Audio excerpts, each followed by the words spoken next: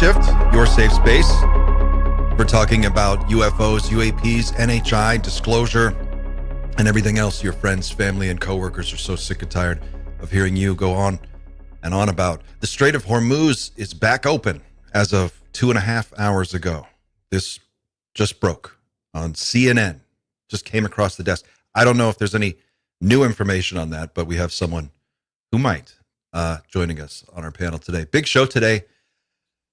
Rob Jones, special guest, News Nation. Sir, how are you? Fantastic, Clint. Thank you for asking. Congratulations. Thanks.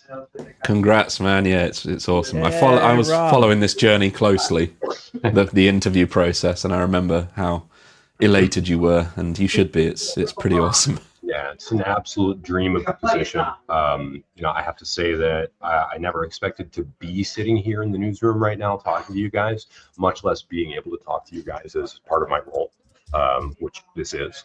So shouts out to my bosses and everybody here at the organization who's enabled me. I'm really, really, really happy. For those in the chat that are not aware, the viewers, my name is Rob Jones. I'm a research producer for Reality Check with Ross Coulthard here at News Nation. I work with Ross and Megan to try and bring you guys as much quality UFO and UAP coverage as possible. I just started this week, but it's already been a journey. So, and I understand you're not required to dress this way. Is that true? No, I'm not required to dress this way at all. I do it just because it makes me feel good. Really, I thank you, Gerb, by the way, one of my best friends in the world. Who's Gerb? I've never heard of him. So now I dress this way because I have already gotten into the habit of going to a lot of congressional offices. And because of that, I think it's more of there's power in a uniform, right? I was in the military for many years. I like the feeling of wearing a uniform. I like looking sharp. It's a degree of aura, of confidence that you can instill in yourself when you wear a uniform and you know you're wearing the right clothes for the job. And of course, that parlays itself into my ability to just kind of waltz into people's offices and get statements from them. So helps to have this badge. This badge gets you places too. Can now I don't want to put you in a weird position because you just started, but can people see the rest of the space? Can you show that, or was that something that only we could see? Just so people could see how big of an operation this is. Yeah. Then if you want to throw this up on the big screen, I'll give everybody a quick pan. Here we go. All right, everybody. So this is where I work. Welcome to the News Nation. Wow, the nerve center. There we go. Just a quick look. Outstanding. So I don't want to bother them too much. Wow. Well, and I understand you just published your first piece on newsnation.com on Anna Paulina Luna, yes? Yes, I did. Tell us about that. Completely unintended. I was doing the rounds yesterday, taking a walk around, introducing myself to various offices so that I can get in contact with communications directors, things like that. Begin, sort of crafting those relationships, because for a long time, Reality Check has wanted to have a person in DC to be able to go out and speak to these lawmakers. So taking it upon myself to do that.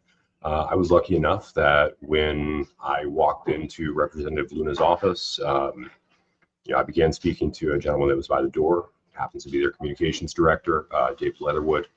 And the moment that I mentioned I was the new UFO guy from News Nation, all of a sudden the chairwoman of the task force stepped out, and there she was, and she was willing to answer a few of my questions right then and there. So things just happen, That is outstanding. So what did you learn about the situation vis-a-vis these videos that we were supposed to be able to see, and what is going on? What is the current state of play regarding Congress and disclosure? It was insinuated to me through her statements, and statements were somewhat vague and very much off the cuff. We ran them back by our communications director to make sure that we didn't take those out of context or anything. She seems to want to lean on her friendship with Pete Hegseth in order to facilitate the release of those videos. She does believe that there's a particular unnamed Department of Defense employee who was responsible for that request not being forwarded correctly. I attempted to ask if this was a certain public affairs officer with the first name of Susan. like Susan Gao, but I got cut off on that question, so I didn't really get an answer there. I do know that the type of subpoena that they intend to utilize is going to be what's called a subpoena duces tecum, which means in Latin, that means a subpoena to produce evidence or things, which is specifically they would be subpoenaing the videos themselves, the files themselves, if they did not receive those through more congenial means through EXIF. I don't know what the timetable is for that. I tried to ask about that, but also she didn't have time. She's moving on to an interview with someone. But I'm going to continue to follow up over the course of the next several days and weeks to see where we're at with that. It's sometimes hard to get a statement of more than 30 to 40 seconds from a lawmaker because of the way their schedules are. So especially when it was just off the cuff. How is it possible? Like, how do you deal with this sort of conflicting narratives of you have Congress and the president saying this is a thing, we're going to look into it and we want to see the evidence, and then you have these people in the Department of Defense at the Pentagon saying we don't know what you're talking about, this doesn't exist, this is all very silly. And if it's, how can you produce evidence on something that you've gone on record saying isn't even real? Well, there's that. It's interesting that they had an entire list of file names and they knew where they were. I don't know who provided those file names to them. One of the things that I tried to recommend to them was that they could send a freeze letter to the Secretary of Defense, which would require them legally, they have the legal authority to do this too. They would be able to send a letter to the Secretary of Defense that has a legal obligation for them to freeze those files. So that those files are not, altered in any way, downscaled, so on and so forth. The real problem that I see personally, and again, I didn't get the opportunity to raise this concern with the chairwoman, but the real problem that I saw with the way that her letter was initially phrased is that the letter is phrased in such a way that it demands the delivery of those materials, those videos or files, to the secure compartmented information facility that Congress has access to. The problem is that secure compartmentalized information facility does not have what's called a JWICS terminal or SIPRNet access. For those in the civilian world that don't know what those things are, it's a secure connection to the Department of Defense's very, very secure computer network, where you would be able to access those files directly from their source within their secure enterprise cloud. The fact that they don't have that terminal is going to complicate things, because that means the Department of Defense, in order to deliver or comply with that request, would need to then put those files onto some medium that they can transport, whether that's a DVD, some other form of secure medium like a flash drive or something like that. They would need to put them on there, and that is a direct opportunity for them to downgrade, remove metadata, take out GPS data, things like that. All of the things that would provide additional data to the task force and to staffers like David Grush that would help them determine more concrete, points of data. Is there for files like, so point one you're saying is that they had a specific list of files that they knew they were looking for, so that they can't deny that those exist. They knew they were there. Are you saying also that the JWICS terminal, just so I understand, is that a terminal where they can only view the data that's coming from the other end? They can't, none of that data gets stored on that terminal? No, well, yes, that's true. In other words, when its system is on, that's what you're looking at. When you turn it off, there's no record. There's no... Right. I'm not going to get into the specifics of how JWICS works because I'm not super familiar with it. Sure. That would be a better question for one of our like senior Defense Department contacts or something like that. But I just know that it's a terminal that you must have access to in order to access those files remotely.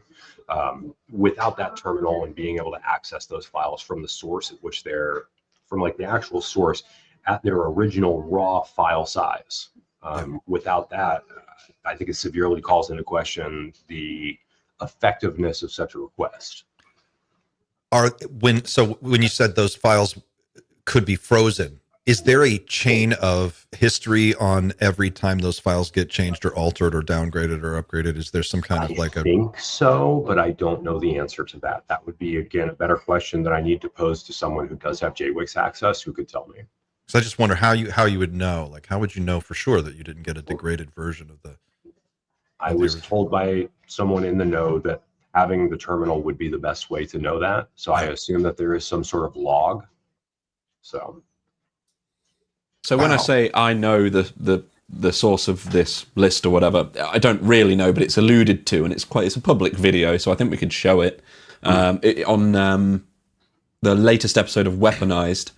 After this is why you consume 15 hours of Bob Lazar content in 1 week, because you learn stuff. Where do you get 15 hours, man? Oh man, I've had some late nights. Our content that's come out this week. Yeah. I have watched all of it now. As of today, I have watched every single new interview. But this interview was actually with Luigi, the director of the S4 documentary. Number one on Amazon, by the way, Project Rabbit. Yeah. Shout out to our guy Luigi. Congrats. Yeah, it's great. But yeah, I will share this because I believe Corbell shares a little bit of extra info here. Sorry, just give me 1 second. Where are we looking? There it is. Sorry about that. I'm a little bit out of sorts today because I haven't got my mic. I'm on a lav today, so everything feels like it's in a different place. You're doing great. Right here. Thanks, proud buddy. Of you, buddy. We're proud of you. You got this. Here we go. Don't go out because it's either dangerous or they're trying to fool us. But this I still stand behind. Now, interestingly enough, if you look at this list, it was sent to the Secretary of Defense, Department of War, Pete Hegseth, and this is by Rep Luna and our friends Rep Burleson, Rep Burchett. And in here, they asked for 46 different videos by name of UAP that are on servers, really sensitive servers. Get that list, Jeremy. Do you have any thoughts on that? We can talk about it some other time. I think it is no surprise to people that we have been working with Congress to make sure that they get the best of the best. These videos exist. We know for a fact they do, George and I. In fact, we've seen, if not all, most of them.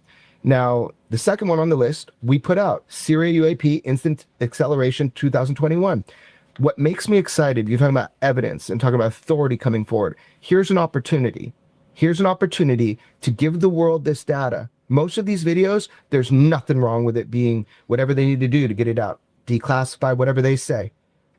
These videos will not hurt America. Maybe there's 1 or 2 that shouldn't come out. This whole list can come out. And I suspect you're going to see a lot of videos if they don't cough it up. And so I really see this as an opportunity to show the world the best evidence that they have. And this isn't even the best evidence. They did not. Maybe if we gave them 13 videos from the Air Force by name, we just gave them the names of them and which servers to go look at. They didn't print those. But if they just released these, if they just did that, you'd have that, Luigi. The best video evidence that's probably accessible if Congress gets lucky and really keeps on pressing the issue. They know where they are, and they're now monitoring it to make sure it suddenly doesn't disappear off the face of the earth. So that's supposed to happen probably the day we release this episode, somewhere around there. If this is, we release it, I think right around that day, they have the opportunity to give the American public bangers, just amazing UAP footage that they designated UAP that show observables. And if they don't do it, I suspect that journalism will do their job. Well, that's going to be interesting. Yeah. That sounded like a threat, which I'm all for. I think Duncan Ferrer 2656 speaks for all of us when he says, what the wallpaper and furniture, what was that room? That's all I could think about. Like, they're at the Dreamland Motel, baby. That looked like the Dreamland lobby. That's where they are. Wow, great wallpaper. That's room 115 right there, guys. It's room 115, E115. Oh my God. Very interesting. So, okay. Journalism will do its job. Okay. I guess we'll have to wait. Those videos will be seen one way or another. Are you saying I have to work? Yeah. You got to work, man. What do you? I have a question though. Oh, go ahead. You do yours and then I'll ask. Are those videos classified? Because if they are, and Jeremy saw them, isn't he not supposed to see them? That's not how that works. Okay, can you explain? Because I don't really understand it. Please. No, I don't know the specific laws to be able to cite off the top of my head. I would have to Google that for you. But essentially, for the most part, disclosure to a journalist, the journalist is protected. I see. don't have to, like, if someone shows me classified information, I'm not in trouble for that at all. I can't. I mean, technically, they can get in trouble. Absolutely. You know, the whistleblower, and that's why we don't give up our sources. But you know, how is a journalist defined in legal terms, though? Like, because can a podcaster say I'm a journalist, or do you have to be employed by like an actual, you know? You need to have a track record Publisher. of employment as a journalist, and you need to be able to prove it in court. Basically, there's also like a guild that in the U.S. that you apply to. Not everybody is in there, but that's you're not required to do that, but like, you know, you've got to argue the successfully. definition of journalist is pretty broad, I think, in the modern era. So in the UK, there's a lot of room there. It's very broad, but the as long as what you are reporting on could possibly be in the public interest in the UK, you're classed as a journalist. Yeah. So you can go out and film anything you want and from a public place, and if anybody tells you to stop for whatever reason, you can say, you literally cannot tell me to stop because what I'm filming is of interest to the public.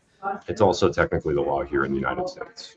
It's something along those lines. And you know, you'll get a lot of like weirdo, like First Amendment rights activists that'll go and like film people in public aggressively and stuff like that. But it's the general principle that they're operating on is that you do have the right to go out and film it and do journalism and get information. And if someone tells you classified information, it's not your fault that they divulged a classified fact to you.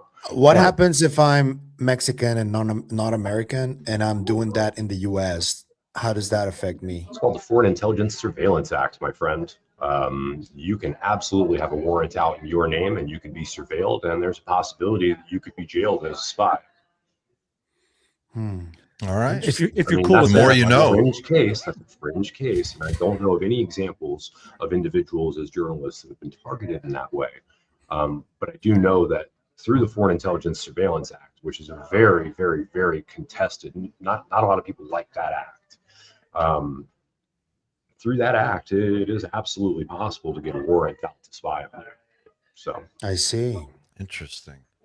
Rob, kind of caught a bad name in the whole Snowden thing, didn't it? Yeah, it's not. I'm not a fan of that act personally because it's used in weird ways to target foreign individuals and then target their interactions with American individuals. So in a roundabout way, it's used to spy sometimes on Americans, and that's the part that I personally don't like as an individual. It's not the statement of my employer, but you know. Rob, I'm curious about how Congress looks at the situation of private corporations, you know, the technology that's hidden behind the corporate veil that's being maybe researched with money allocated from, you know, taxpayer funds. How do they intend to look into that, or can they even look into that from their position? What do they do? What oversight can they? I mean, I would assume. I don't want to assume, actually. Let me take that back. I'll say I had an off-the-record conversation with somebody yesterday about this, and that's an open question. It's an open question. It's an open question as to how to pursue any sort of action on that regard.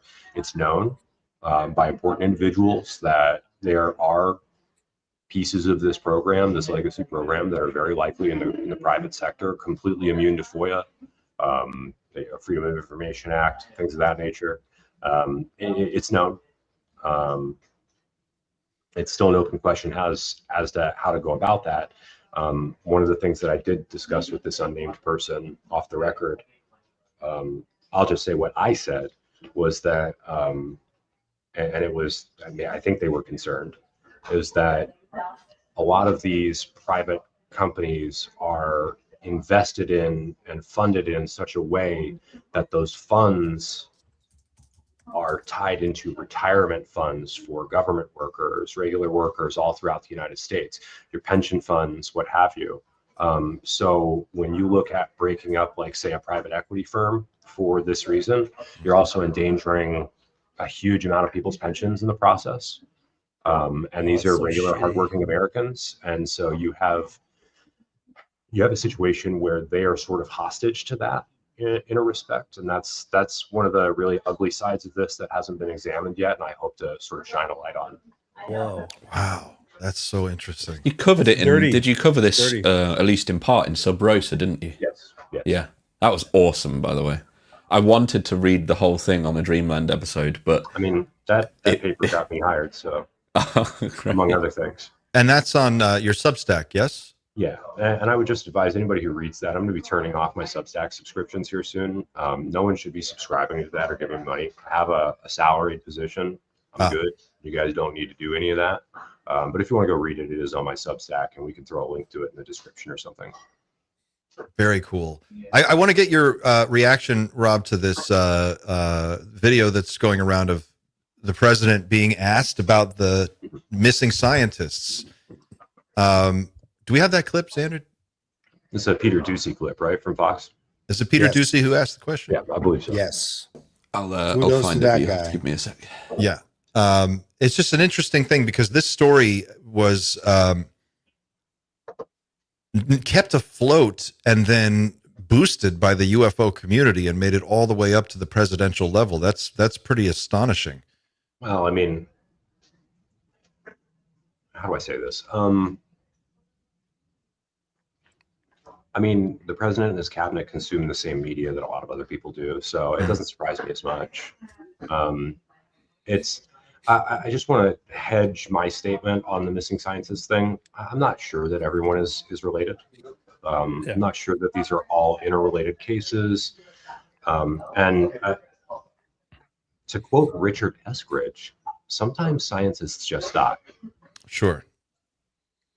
But if Let's two take a of look. them are connected, that's a story. Yeah. Yes, absolutely. Yeah. Missing scientists with access to classified stuff, nuclear material, aerospace, they've all gone missing or turned up dead in the last couple months.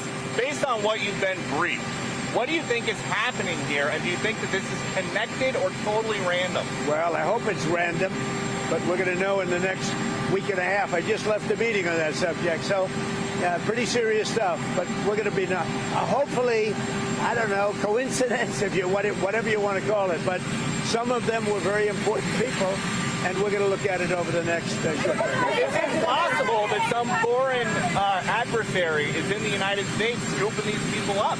Well, you know, Biden had open borders. It wasn't very hard to get here, but we've gotten many of them out. You know, we've caught many people, many very bad people, including thousands of murderers that we've taken out of our country, thousands of drug lords that we've taken out of our country, hundreds of thousands of prisoners that were let into the U.S. that we've taken out of our country. And he goes on and on. Yeah. It's always to turn them into something else. Yeah. They should really turn that engine off when they're doing those interviews. Well, it's really annoying. He says he left a meeting on this very subject. So, you know, I would, you know, maybe he did. And if he did leave a meeting on it, that's pretty good. You know, at least it's made it up to that level. That's interesting. Yeah, absolutely. I mean, this is certainly a thing that the FBI should be looking into. You know, if there is a threat there. What are they doing over there? Yeah. What are they up to? They should be looking into this. Why aren't they looking into? That's a good question. Has anybody asked that? Or is that even? I'm not aware of an ongoing investigation currently, but based on these comments, it sounds like there probably is one. Possibly. It'd be something that is worth bringing up with a couple of the reps that are closer to like FBI funding stuff.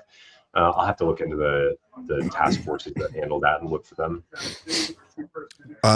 What do you guys think about this? The story that it started out as kind of a UFO only little news blip, and then I remember it kind of bubbled up from there through the UFO community, and it got bigger and bigger, and then it was like blowing up on Reddit, and then it kind of became mainstreamed at some point, and then they were asking about it on Fox, and you see people on CNN talking about it. What do you guys make of this? I think the hook for that is McCaslin. Once McCaslin went, like that's no longer a deniable thing. It's obviously a pretty big story just on its own. This guy was the chairman of the Special Access Program Oversight Committee. So of all the people out there, he would be one of the few that would be of major concern because he had a look at the whole picture, or at least supposedly. My understanding is that there may be special access programs that don't report back, but I wonder if it's standard for a person in that type of a position. If something, I understand, you know, people sometimes just die or go missing, and you know they're people too. But when you're in that very unique position, and you go missing, does a phone ring somewhere? Does a special light go off and people send a group of guys to go figure out what exactly happened? Air Force Office of Special Investigations got involved immediately. Immediately. Okay. To my understanding, it was almost immediate. So wow. Interesting. And it still remains. It's not something that hit the UK news-wise. I mean, the fact that Trump's been asked about it and he's apparently had meetings on it, that is quite literally news to me. Like, that's not something. It was on your news. It wasn't on ours. So, well, I don't. The British people are probably very, very tired of dealing with scientists' deaths. You guys already had your own wave in the '80s with the Marconi deaths. Yeah, so. But yeah, it's. I don't even know any of the 10 people missing or anything like that. Like, it's just not something we've really been told about. I don't know why that is. What's the elevator pitch, Rob, on why McCaslin is so critical? Like in 30 seconds, if you could. I mean, like I just said, because he was on the Special Access Program Oversight Committee and probably had a very strong top-down view of most of the special access programs within the United States military. Specifically, he was the chairman. In addition to that, he would have had structural knowledge of how things are compartmentalized, and then you pair that with the fact that he was involved with advising Hillary's campaign with John Podesta. Please don't quote me on that. I might be slightly mistaken on that. But also, he was an advisor to the Stars Academy of Arts and Sciences, which was Tom DeLonge's company that he started to facilitate UFO disclosure. Obviously, that didn't go the way that they planned. Some of the technology stuff got stymied because they got involved in a CRADA, a Creative Research and Development Agreement with the U.S. Army, and then it all got classified. But his involvement there speaks volumes. So, not to mention McCaslin's wife is a TSSCI cleared individual as well. Yeah, it's super weird. Didn't know that either. Weird. That's what's going on. And it's not just him, but the connections. How tenuous are these other connections? Are they strong connections between him and these other scientists who have gone missing, or are they loose associations? Like, how connected? Didn't just Reza work under him, and that was it? Yeah, there's only like one or two real connections there, in my opinion. Yeah. So that's been exaggerated in your view, maybe a little bit. Yeah, I don't want to be too critical of an individual, although I know that there is an individual that helped launch this story, and it's an individual who's using like LLM generated articles on their website. I don't want to say the name of it, but a lot of, how do I say this politely? A lot of loose associations got turned into things that sounded a lot more concrete on that website. And on the Substack articles that have been associated with it, I'm not a fan of it. And every time I go into the Reddit comments when that individual posts that stuff, I always ask, hey, what model do you use? And then they delete the thread. So it's a thing. I don't believe people for 1 second would make connections where there's not connections, Rob. Come on. Well, no, they don't. They let the computer do it for them. The internet. I know exactly what you're talking about, Rob. And I wouldn't be surprised, because this really pissed me off as well, that they're like starting to go back even further and involving other deaths or disappearances that have happened. And it really sucks. Like, we're now creating a web where there was none. Yeah, and like Jack Parsons died under mysterious circumstances. Do you want to investigate him too? 1952. I mean, come on, man. Sorry. I just get angry when I see misleading headlines, and that happened just recently. I mean, at the same time, though, if all of these people like disappeared or died under weird circumstances, if the final end result of this is that the FBI gets involved and solves even one of these deaths or disappearances, it's a net positive. So I try not to get upset about it. That's true. I just didn't appreciate seeing that headline from the Daily Mail yesterday. And I just want to talk about it because I know who the editor is, and that had to be approved. And it was approved, and it wasn't just one headline. There were two headlines from the same place. And they were talking about Amy Eskridge and the whole case with Amy Eskridge. And it's a really complicated case. And the last thing that I heard actually came from you, Rob, that it's a quote from her father that I don't know if you want to read to us, just to put it to bed. Yeah, so my network specifically reached out to Richard Eskridge for a statement. They wanted to do an interview with him because the story did come up. And I'm just going to read that off to you guys verbatim. Just from our field reporter, Nancy Liu, she just spoke briefly. She said, I just spoke briefly with Amy's father, Richard. He's not interested in being interviewed, nor does he believe his daughter's death was suspicious. He told her, quote, scientists die also, just like other people. Yep. Let's just respect the family and just, if anybody wants to just keep talking about possible scenarios, let them do it. But I don't think it's tasteful, to do that. It's leave Amy alone. Yeah, I get it. It's tough because on the Amy story, I know enough from having spoken to reporters down in Huntsville, other people who have sort of gone down the rabbit hole, talked to Mark Sokol, who's her former partner, talked to Frank Milburn, who was also involved with that story. I am of the opinion that it was more than likely mental health related, and that we should try and give the family a break on that front because they believe that too. But look, far be it from me to tell people what to investigate. If you want to try and find out more, do so. If you find information that I don't know about, great, let's figure it out. But as it stands, let's at least be polite to the family. I was just sorry, Clint, go ahead. Oh, go ahead, Xander. Go ahead. I was just going to repeat what I said just before we went live because we were talking about whether or not it's appropriate to really talk about this stuff. I think you'd arrived at this point, Robin. But if not,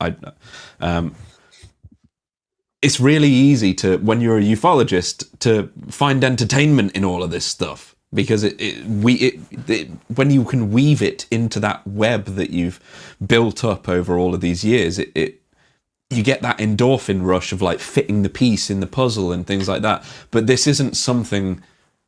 These are real, like, regardless of the circumstances, these are 10 people that have gone missing or passed away. And it's like every single one of them has an extended family that is mourning or has mourned their death. And it's like, maybe it's not quite as entertaining as perhaps. And I've said it several times, actually coming to Washington and talking to you and other people in real life, it turns it from just something you read about on Reddit as a pastime, as a hobby, to something that's got real effects and real implications. And I don't like to tell people what not to talk about and stuff, but speculation for entertainment's sake it's tough in this particular area, and I don't know how to talk about it, so I wouldn't. And that's basically, yeah. It's a discipline to not let ourselves get to that point where we're treating it as entertainment. It is fun, but we have to not make connections where maybe there's not. You gotta check yourself. You got to be sure. Yeah. And speculation is good. Speculation leads you down. Yeah, good. I'm sorry. I just want to clarify to everybody. Like, I've seen a few comments in the chat. I'm not saying Amy was right or wrong about what it is that she said. That's not for me to determine. I'm just telling you that it is my belief that her death was mental health related. That's it. I'm not trying to say what the truth is. And whatever the truth is, it's not going to be discovered by us. Like, we're not going to solve it on a podcast, and people aren't going to solve it in a Reddit forum or in a chat window. It's whatever happened is out of our hands. So I think that, there's a limit to what we can do. Yeah. Unless you're Eric Schlimmer and you literally go out looking for the guy. Yeah. Go out there. Yeah. Well, that's right. In McCaslin's case, and on an individual basis, there is a true crime sort of curiosity aspect to it. It's a mystery. Like, this is like a movie, a thriller, an Oliver Stone movie. This guy, who is he? What this weird program that he's tied into suddenly goes missing. I mean, there's definitely, I can see why it's an interesting story, because it is. But Yeah, there's a limit to what you can do. I mean, you can speculate a little bit, but after a while, that's why I don't like to stay on the same stories over and over again and just stick to them. There's almost so much happening. Have you guys seen this post on UFOB, the CN-235 MPA camera leak, the star-shaped UAP object? Have you seen this? It's got, what are we up to? 6.1 thousand upvotes. I think I've got it here, Xander. If you don't have it, I'll show you. If I'm not mistaken, several of those images carry a Gemini synth ID within the file metadata. Really? Yeah, I wanted to get your feedback on this because I understand from reading the comments that this first image is actually an AI re-rendered, upscaled version of this photo. So someone had said that up front, but this photo is supposedly real, at least according to the poster. This is another thing that hit the Daily Mail as well, and it's probably why it's gotten so popular. I'm going to steal the screen a second. Yeah. This one looks like it's got redactions out here on the sides. Is that? Oh, never mind. You know what the scariest part of all that is, Clint? Is that you browse Reddit in light mode. He's a sick man, dude. He's sick. You are right. I should. Yeah, it does. I mean, Clint, you recognize these images, don't you? Yeah. We were part of this story way back in the day. This was Mr. Immaculate. Yeah, Mr. Immaculate that gave these out with Nathan. There it is. There it is. Yeah, there Strange it is. Mysteries. Yeah. And at the time, like, what was the sense that you looks got? like a TIE fighter without the wings. Yeah. Yep. Or a watch. I have an opinion. Yeah. What's your opinion after all this time and with the resurgence of these images? I think you said it best a few months ago. You were like, or it was either you or Dan. One of you said, just fuck off. If all you have is pictures now, that's really like, what can you prove with a photograph? At best, you could start a conversation with a photograph. And even, especially these, they're so far outside of what I, associate with typical UAP. You know who would be a good person to ask is, Hey, Gary, do you have he wrote the Atlas of Unidentified Objects. Andy McGrillen. Oh, yes. Yeah, Andy McGrillen. I wonder what he would say about these.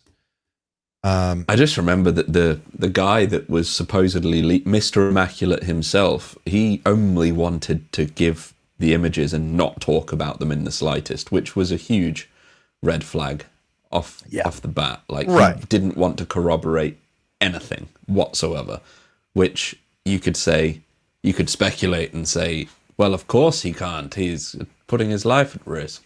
It's like, well, don't show us the images. Don't show us the images then. Well, Nathan was the guy who hosted, what was the name of that channel? Strange Mysteries. Strange Mysteries. And he had gotten this series of strange emails from a person who claimed to be this insider with these photos. Mr. Immaculate was the name they went by. And then he made a couple of videos about this exchange, and those videos kind of blew up. I forget what the view counts were towards the end, but they were up there. And it was just really weird. Supposedly these were images pulled from within the Immaculate Constellation database, I guess, or system. Not really sure what. There's the ceiling fan. The ceiling fan, the Swatch watch, that's just a moon and There's night. a lot of, what was that star one? The there it is. His name is Patrick. Who? That What? No, this is Patrick. Someone on the Reddit said, this is what a 4D object would look like in 3D. I was like, how do you know that? Shut up. Actually, Get out of here. Yeah, I don't know. It's interesting. The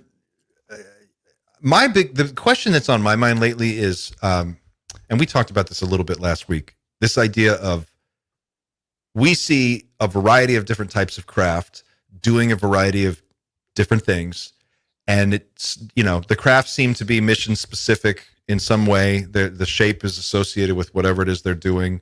I understand that, and there are a bunch of different shapes of craft, but there are also craft that look completely different, like the bunt cake. What did he call it, or the jelly mold, or whatever? Jelly Bob, mold, yeah. jelly mold. So we talked about this last week. What is the percentage? Let's say that the craft we've seen are a cross section of craft from maybe 70 or 80 different civilizations or types of life, right? That are just coming and going.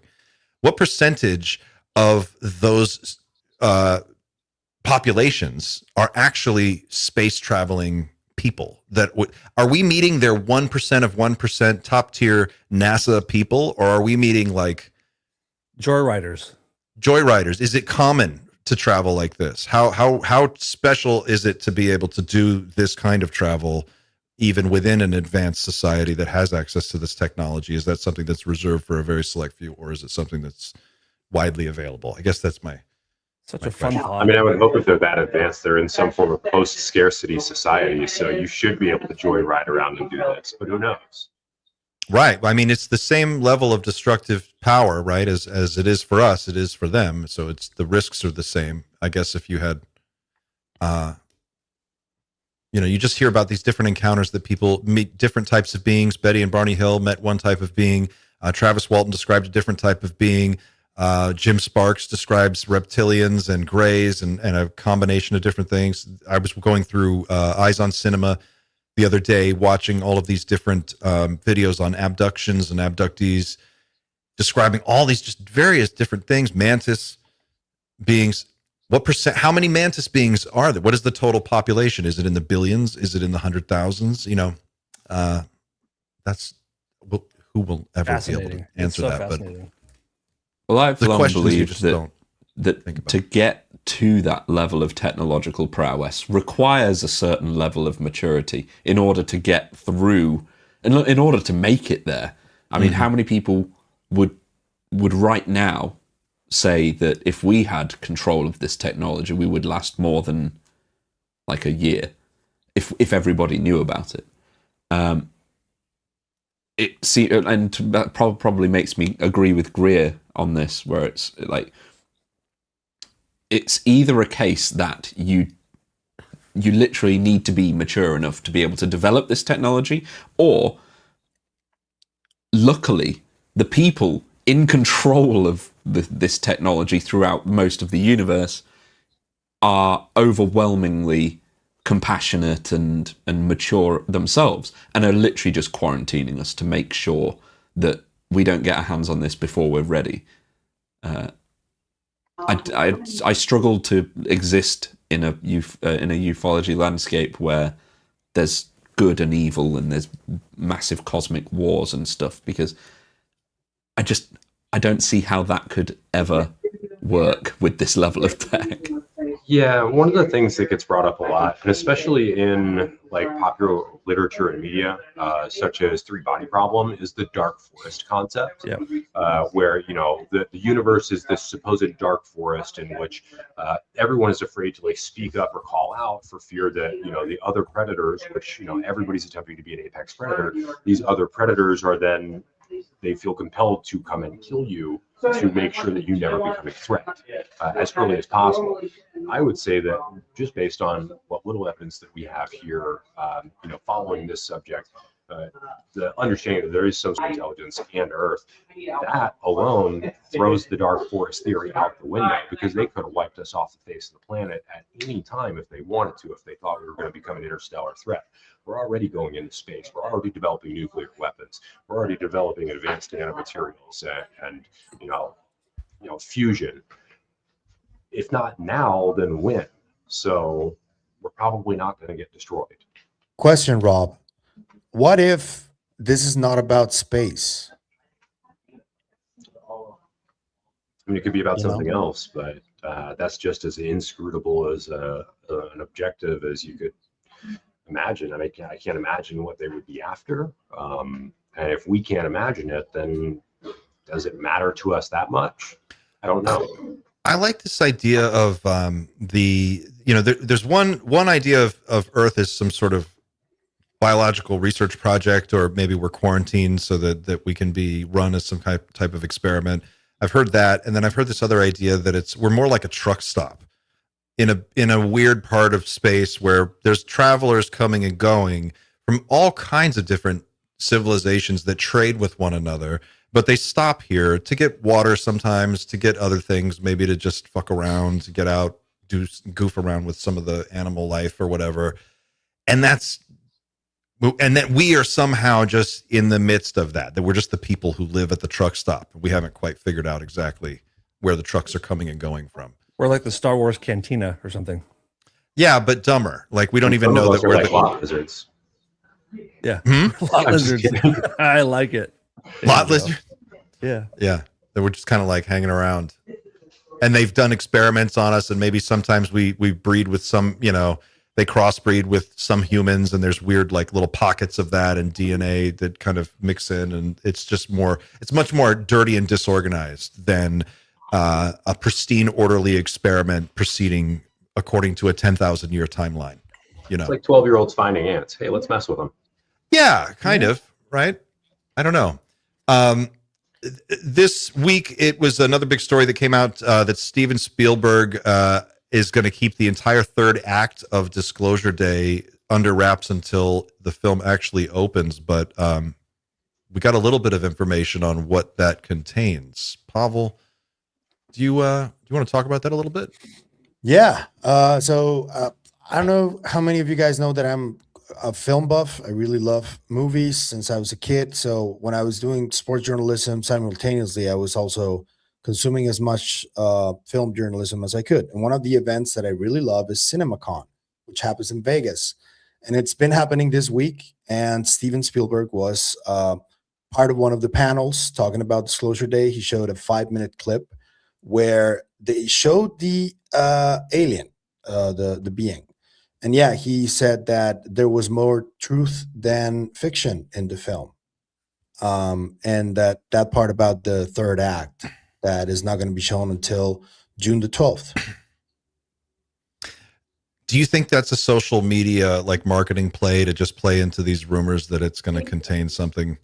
Yeah, mind-blowing. Both, like could be real because the Avengers do it too. Like the Marvel does it all the time. Rob knows he loves that stuff like I do. So it's part of it, yeah. But that doesn't mean that Steven Spielberg didn't have Dr. J. Allen Hynek as an advisor for Close Encounters, and that doesn't mean that, for example, Jay Stratton or Leslie Kean weren't sitting at South by Southwest when Spielberg was given his keynote speaking arrangement. So, he's well dialed in and well connected. And I know it's like the easy line to say it's just a movie. We know it's just a movie. But we also know that this dude likes accuracy. That's how he rolls. So this is going to be an accurate representation of what he thinks is going on with the phenomenon today, I think. Well, it's going to be a Steven Spielberg movie. It's going to be awesome. Fuck yeah, it is.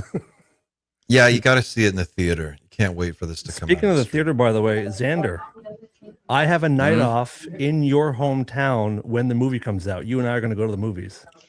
Nice. Right. Okay. I just realized that.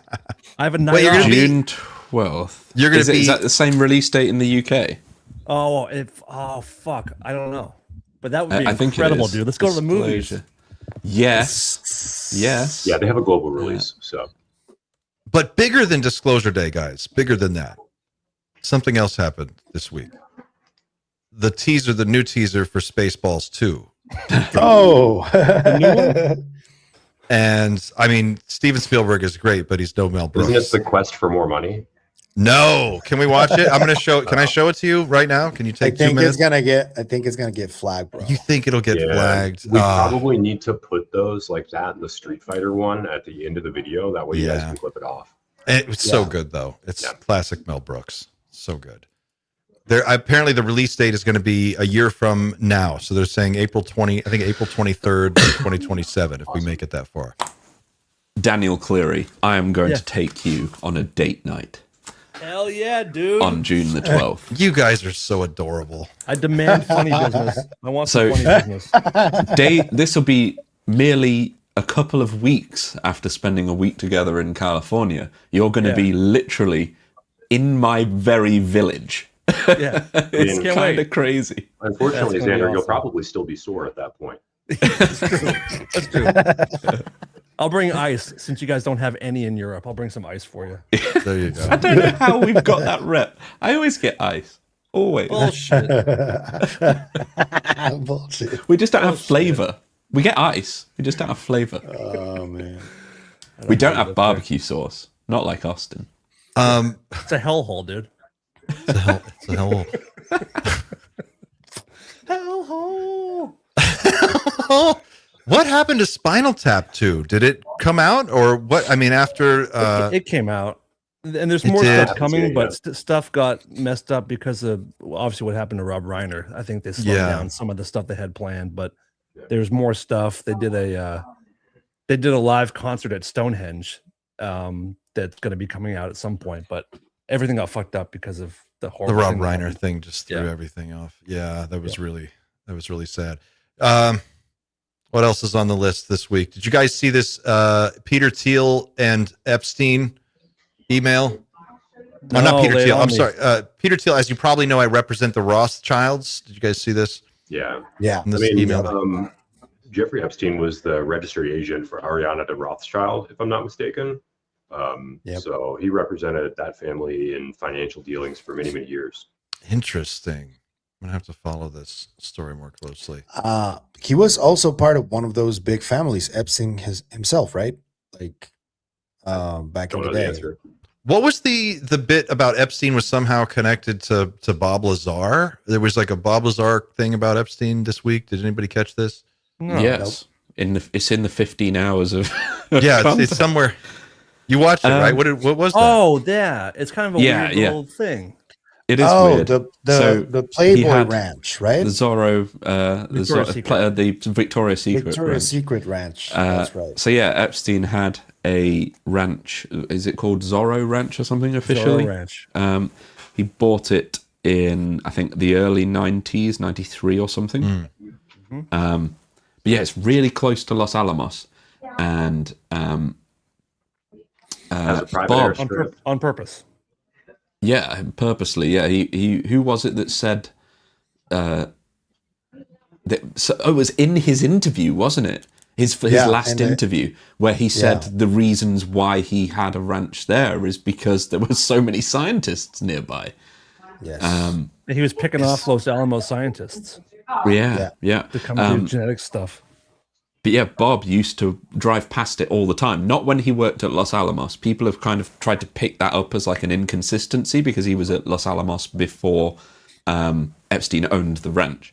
But he owned United Nuclear. He started it in 2001, I think it was. And yeah, they moved to New Mexico. And Bob had contracts with all the labs to deliver materials. So he would drive past the ranch pretty much every day because this ranch was so close to Los Alamos. So he would drive past it. He knew it was called Victoria's Secret Ranch or something. There's just a little connection. But interesting. Yeah. Everybody knows everybody. Everybody knows everybody. For better or for worse. I mean, on that note, if we're going to talk about, Bob talks about all the time, the robotics aspect or whatever of his experience in Area 51/S4. If we want to talk about Epstein, we can talk about an actual concrete connection, which is if you search through the Epstein emails for Pons, P-O-N-S, Henry Pons, the guy that was researching cold fusion in the late 90s, he ended up moving over to Toyota, and Toyota was funding his research at a very high level into all the way up until like 2001 or 2002. And there's an email in which someone asks, I can't remember who it was, asks Epstein about cold fusion. He goes, "Oh, I killed that years ago. We defunded Pons' work." So it was Epstein claiming to have killed Pons and Fleischman's breakthrough discovery of what appeared to be cold fusion. I watched that on the news as a child. I remember watching the presentation on them. They came out, they had this little thing with bubbles in it, and they were talking about how this was going to change the world. This was going to be, it was one of the first times I found myself really disillusioned as a young person. I was like, oh, I kept waiting for that to happen and change the world, and it never did. And the person who is continuing that work is Bob Grenier through the Martin Fleischmann project on YouTube. He talks about a lot of that cold fusion stuff, and he's the one who's like honoring the legacy of a project that should have continued but didn't because of Epstein. Well, I'd say there's a lot of other people that are pursuing that type of research too, because a lot of it is classified under what's called LENR, which is low energy nuclear reactions. Usually these are like reactions that take place in condensed matter films. I know a few people who have done extensive research in this. And in fact, one of the DIRT authors, a guy by the name of George Miley, was one of the, at University of Illinois, was one of the world specialists in this. I should know a couple of his students, and that work is ongoing, very much so, and it's starting to pop up more and more within defense circles as something that's being taken seriously. In Japan, they're doing a lot of work too with that. So Pons and Fleischmann had legitimate findings, right? They found the temperature of the water in their experiment went up due to the reaction of the what was it they used here? I'm looking at my fact sheet here, but I can't find that bullet point.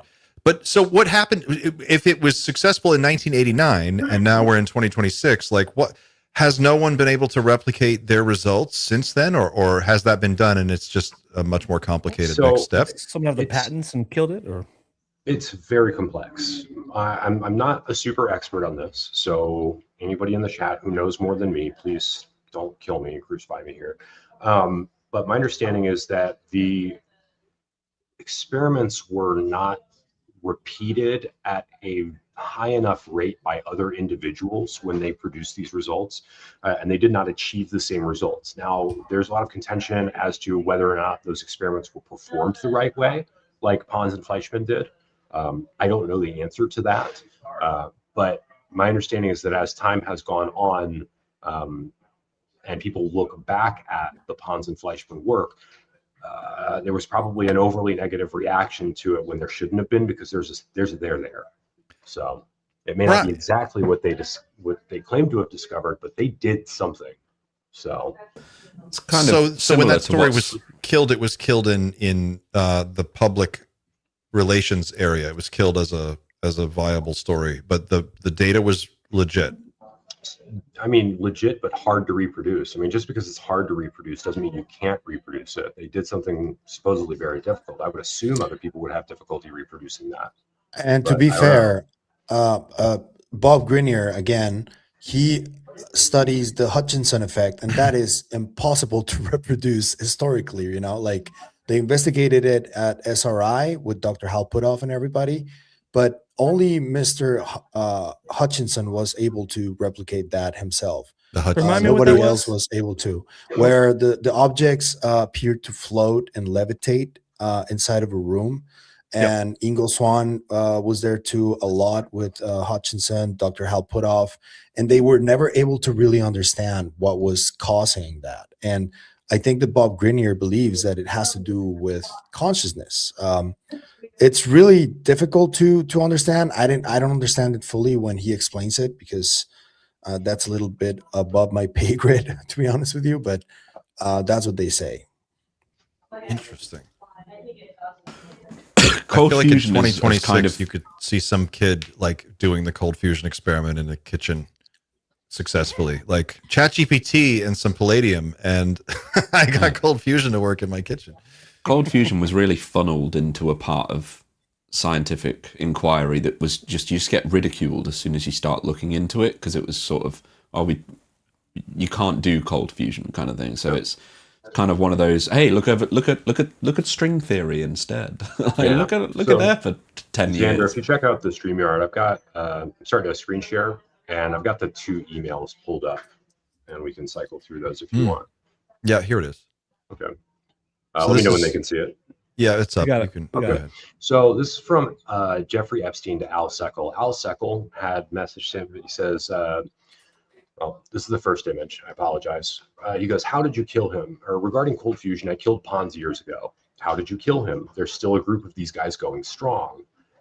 And then he replies, and I love how terrible his spelling is. The original state funding came out of Congress and Wayne Owens, senator from Utah. I was there and argued against it. I had to meet with the head of the Mormon church. Wow.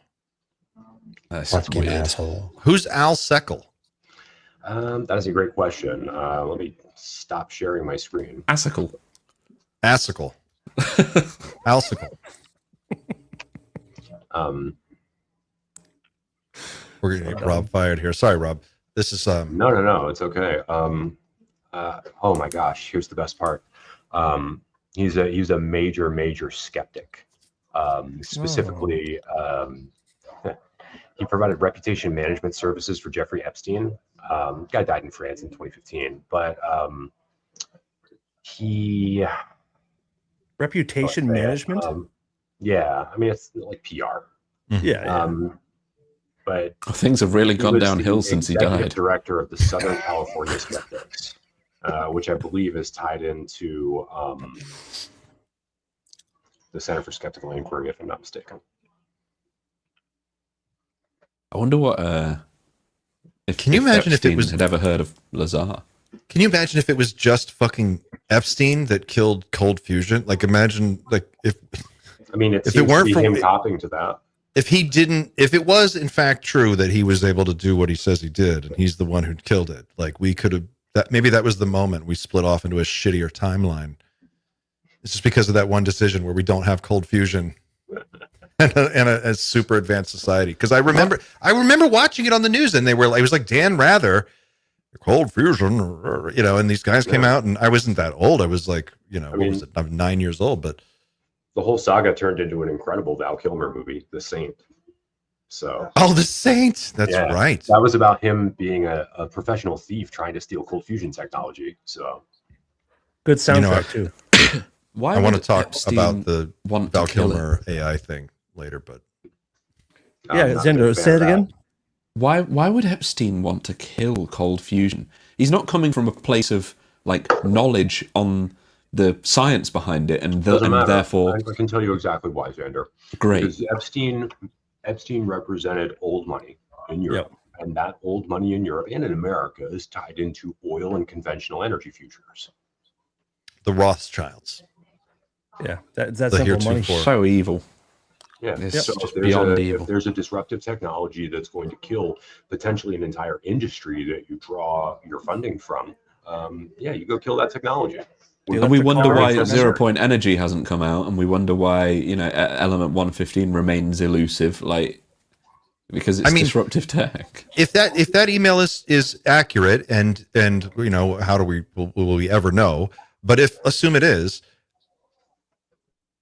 that's it. That's one example. Like Stephen Greer calls it the lost century. Different people say different things, but maybe Tesla had some kind of breakthrough energy thing that if we had just had that. But this is an example of someone saying, no, we knew this worked, we knew this was legitimate, and we had to kill it. But that right there in 1989 would have been a world-changing technology. Think of what we could have done if they had started working on it intensely in 1989 and then until 2026 developed that technology. I mean, God, can you imagine? Yeah. Unbelievable. I'm starting to think these guys are dicks. It's almost like they don't care about us, Dan. Yeah, a little bit. Like they don't care. It's like they want us dead, maybe. I don't know. Oh, and it's great because now the strait's open again, so we don't have to worry. We can keep consuming oil for a little bit longer. It's open for now, for today. Just for the day. This is thank you very much, Android Paranormal. I appreciate the compliment. Yeah, that was a nice comment. Obi-Wan Shinobi says, did anyone ever ask Matthew Brown if he was Mr. Immaculate? I never thought he was. He's not. I can assure you that he is not. He is speak not. with Matthew Brown on a regular basis. He's a great guy. I have not asked him that specific question, but I am almost 100% sure that the answer is no. But, I'll ask. He's more clever than that. Much more clever than that. Yeah. Did you guys see this clip of the NASA administrator, Jared Isaacman, responding to the aliens question on CNN? No. Seen this? Let me see if I can pull this up. This is an interesting, here we go. Share this tab. Check this out. This is an interesting. On behalf of the millions and millions of Americans interested in space exploration, at least in part to solve the mystery of whether we are truly alone in the universe. Does the prospect of alien existence factor in at all into how we plan NASA missions? I would say it goes to the heart of many things that we do at NASA. I mean, our job here is to go out and try and unlock the secrets of the universe. And one of those questions is, are we alone? So I would say that is inherent in every one of our scientific endeavors, our exploration endeavors. Even building the moon base on the south pole of the moon at some point will be able to incorporate telescopes that will help us continue this great search, not to mention all the subsequent telescopes that we're going to launch, like I mentioned, Nancy Grace Roman. So it's inherent in our mission. Are we alone? I've been to space twice. I didn't encounter any aliens up there yet. I have not seen anything to suggest that we've been visited by any intelligent life forms out there. But when you think about it, we got 2 trillion galaxies out there. Who knows how many star systems within each of it? I would say the odds that we will find something at some point to suggest that we are not alone are pretty high. What is it with the NASA the NASA response is always so boring and so safe. So boring, dude. Yeah, good call. It's been the same answer for 40 years. Well, we're all, we would all love to find life out there, but gosh. I mean, that guy's the former CEO of SpaceX, and he's a close ally of Elon Musk, who also won't. There we go. You might find some sort of connection there. I don't know if there's a correlation, but gosh, how do you even? So he's a close ally of Elon Musk, and Elon Musk runs the second most important, I guess the first most important space organization. Really, they've put more satellite payload into orbit than anybody else, right? I think they have over 300,000 satellites, some enormous number. It's not 300,000. I think currently there's roughly 8,400 Starlink units in orbit. Only 8,400. I thought it was way more. But I mean, it's still a shitload. That sounds like a full ton to me. So they've launched more than that. Sure. Yeah. I always find because it's very similar messaging. What that guy from NASA, the former SpaceX CEO, did he say, or high up or whatever? Very similar messaging to the kind of thing that Elon does, where they kind My of. number was way off, by the way. I'm sorry. SpaceX has launched 11.5 thousand total Starlink satellites since 2019, with over 10,000 of them currently still in orbit. Over 10,000 currently still in orbit. That's amazing. Too many. Yeah, it's very similar messaging, but it's. I've always wondered, why would it be necessary for a lot of UFOs or even aliens or anything like that to just be hanging out in Earth orbit? It's kind of a bit like a bunch of humans going to the outskirts of town and just hanging out there for no reason. Like the shit's happening in the town. Like, what do you do in your town, Xander? they come to town. They don't just arrive and then hang out on the outskirts. If you've traveled all this way, who's to even say that? I mean, it's unlikely they're even getting here in a linear fashion. They might not even have to go through orbit to get here. They also might be able to. Good. Part of the issue is the way the questions are framed. The question is it's always some softball, easily dodged question. Are we alone? Well, there are billions and billions of galaxies and billions and they give the same watered down answer that means nothing. And the question should be, how much hardware does NASA have that is photographing the surface of the Earth at any given time? How many weather satellites? What resolution photographs? Because this group of people over here, whistleblowers, are saying there are all kinds of things coming and going.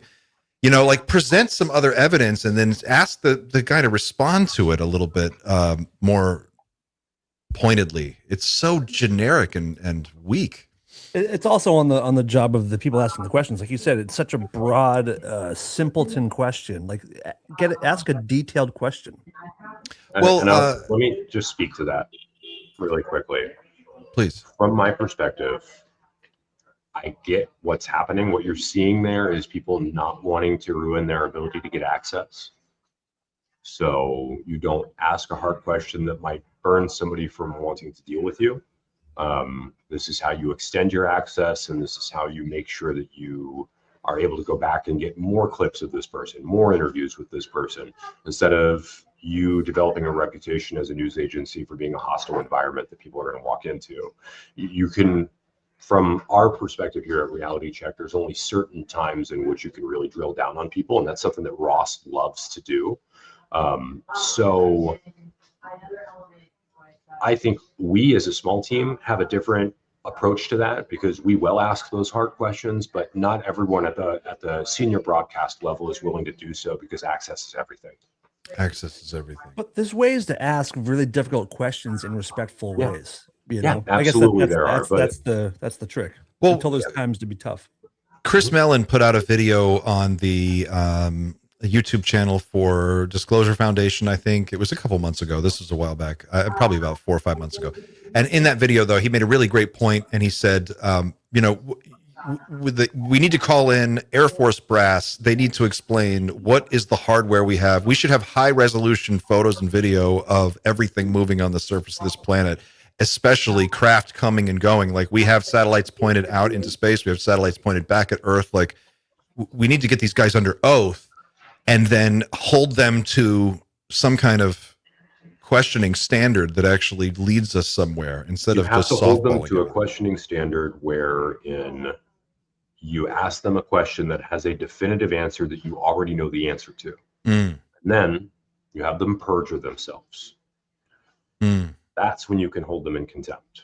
That's one of the things actually that Matt Gaetz was good at, and that's part of why they got that testimony from those pilots when they went down to Eglin Air Force Base, is because Gaetz threatened to, put people under oath, subpoena them, put them under oath, and then ask them specific questions they didn't have the answer to. And he told them specifically that at some point during your testimony, if I put you under oath, you are going to mess up and you are going to perjure yourself in a way that is going to be ruinous for your career. So you can either do that, you can go that route, or you can come back to us with those pilots and let us debrief them.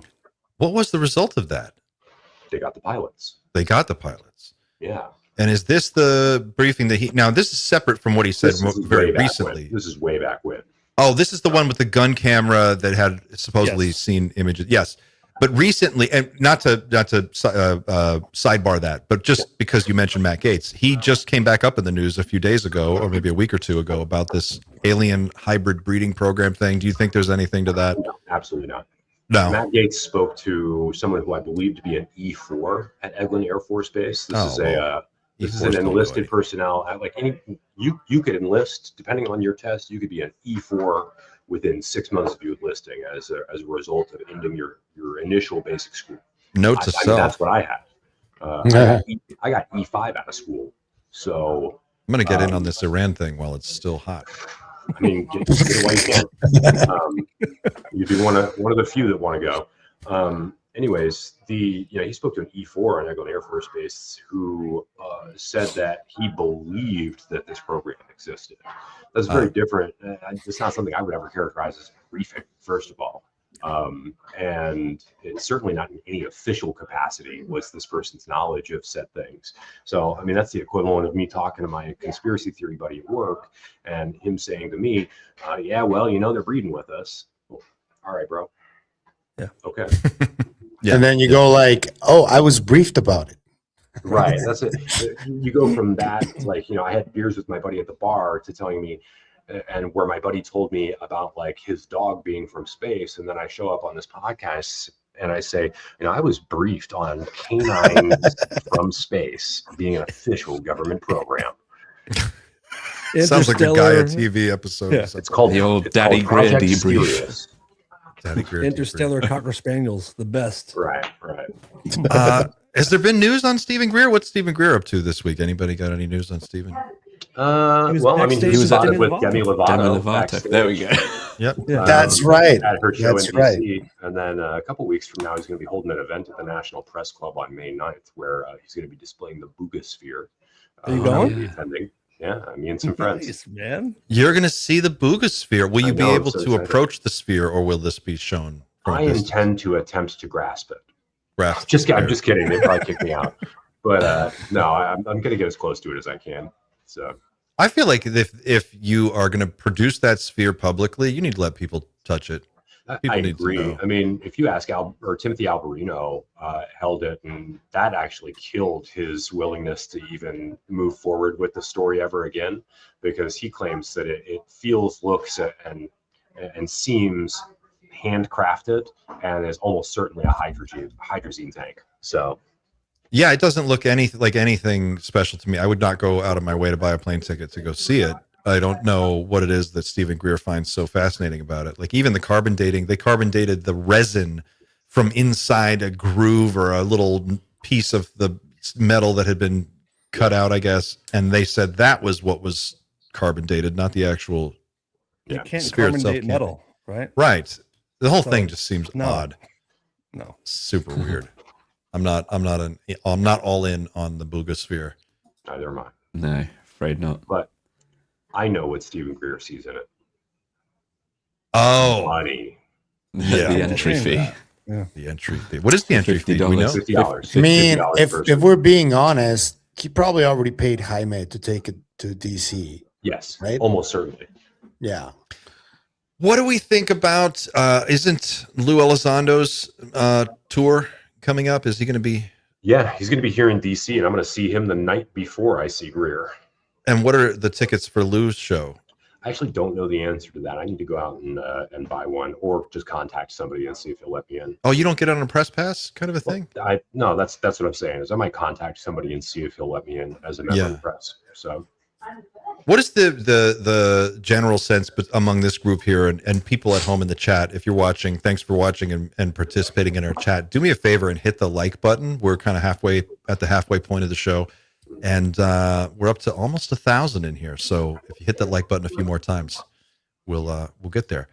What is your guys' sense of the rightness or wrongness of doing a speaking tour, charging tickets, saying, I'm going to tell you the secrets of this program, but you got to pay. And, is that everybody's got a right to make a living, but does that damage his credibility? Lou, Stephen? I mean, during that, has he ever claimed to, like, on the tour, is he claiming to be revealing secrets or anything like that? I don't believe that he is. Nope. I think it's just a speaking tour in order to talk to people about the subject. And I don't really have a major problem with it because he's not claiming to be divulging new information or secret information that's not available anywhere else. There's no paywall to truth here. Right, right. So, I mean, while, people have had a lot of criticisms of Lou, and I have my own criticisms of Elizondo and his role within disclosure, which I won't get into at the moment. But, in terms of his speaking tour, I don't see anything wrong with it. He's making a buck. He's doing his thing. It's whatever. You're going there and you're the one that decides to go and click the thing to buy the ticket. Right. So 100%. I mean, I have the same concerns that you do too, but he has every right to make a living. And also we need to remember that Lou has given, I feel like 150 hours of free podcast interviews where he's said a lot and let a lot out. So if he wants to go tour and say the same stuff, some people want to see that, just want to see those things be said with their own eyes and ears in person. There's no problem with that. To add to your point, whatever my negative thoughts might be about Elizondo, and in regards to like other aspects of his history, I won't be the person that says that he's done nothing for the subject, because that's false. Mm-hmm. False. So completely false. Oh, well, he was the first really to explode onto the podcast scene and start talking to everybody.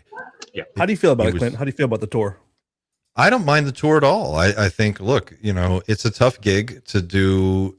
I mean, if you're trying to figure out how to make a living in UFOs, God bless you. Like I'm trying to figure it out. We all are to some degree. I mean, Rob Jones all of us are trying to figure it out.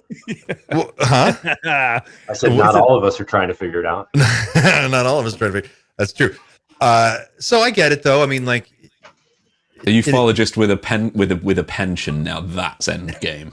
Endgame. That is endgame. You better get business cards before contact, by the way. I actually have business cards that are coming in like 2 days. So good. How many News Nation people will be at Contact? Are you're coming? But are there going to be others? I'm coming. I don't know if Megan is going to be able to make it. She wants to come. And I don't believe Ross is attending Contact this year. So it's probably just going to be me and Megan from Reality Check.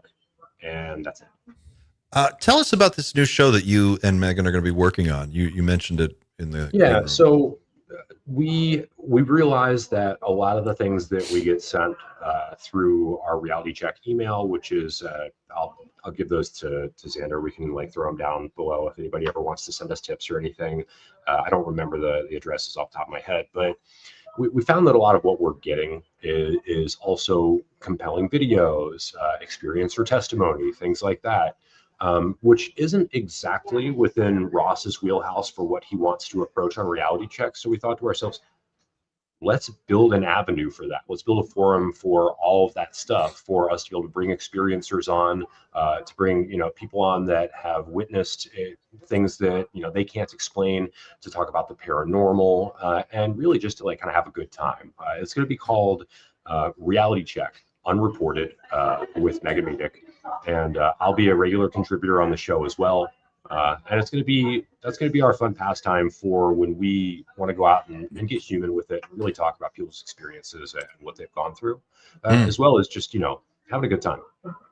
News Nation has done tremendous work in this area, and to such a degree that even I myself am guilty of being suspicious of how they do it. Or what's behind it. I'm like, how are these guys? So it's funny because we have such a small team of people that work on this. I think that within the company, there are probably 6 or 7 people total that are really kind of tapped in on the UFO subject. But we are lucky enough that our senior VP of programming, I believe that's his title. I'm going to feel really bad if I get this wrong. Michael Korn, who used to be the senior executive producer for Good Morning America for about 10, 15 years. He sees a lot of value in what we do and our coverage. A lot of what we do gets echoed in our regular, evening broadcasts. We do generate news items, real news items that they can use and they can run with. So we're seen as a value add to the company, thankfully. So, it's really just us on Reality Check that are into the subject, plus one of our digital content writers, who I don't want to name. And then a few other people like Joe Khalil he's gotten pulled into the subject as well, just through interviews that he's done. So he's kind of tapped in too. I mean, just to the point that on their homepage, newsnationnow.com, under the heading for space, you have one link and it's just UFOs. Like, nice. You guys were on it. If you click on that, what article comes up? Let's click on it. Oh, here we go. There we go. This is what we just talked about. Yep. Well, hopefully they have enough fuel to get you back. Who wrote that top article, by the way? This one is Nancy Liu. Okay, yeah, that's Nancy who spoke with Richard over the phone, if I'm not mistaken. So, but yeah, I mean, you can see that there's a real interest in the company on this. A lot of those stories aren't necessarily stuff that we write, but we care. Like, it's a real thing. People care, so we care. I guess I'm looking for your sense of how far this has come from, say, 2017 or 2016 even. I mean, it seems to me like we've gone fully mainstream now, right? Like because it's not just you and Ross and Megan. It's I see Cuomo talk about it. Elizabeth Vargas is talking. Your anchors are talking about it. Mainstream subject now. It's gone fully mainstream, right? Yeah. Nobody freaks out when I bring this up to them ever. So are we officially? Can we just put this to bed? We've crossed the Rubicon here. Like we are on the other side of this. Like UFOs are a mainstream thing now. This is real. Absolutely. UFOs as a real subject because they've been mainstream for decades. Something. That's what I mean. Not a niche subject by any means. Yeah. So now we're in the asked phase about it in the UK as well, which Mission we were always a accomplished. little bit behind. Wow. Yeah. Somebody throw up the banner on the aircraft carrier, please. Applause on the TR-3B.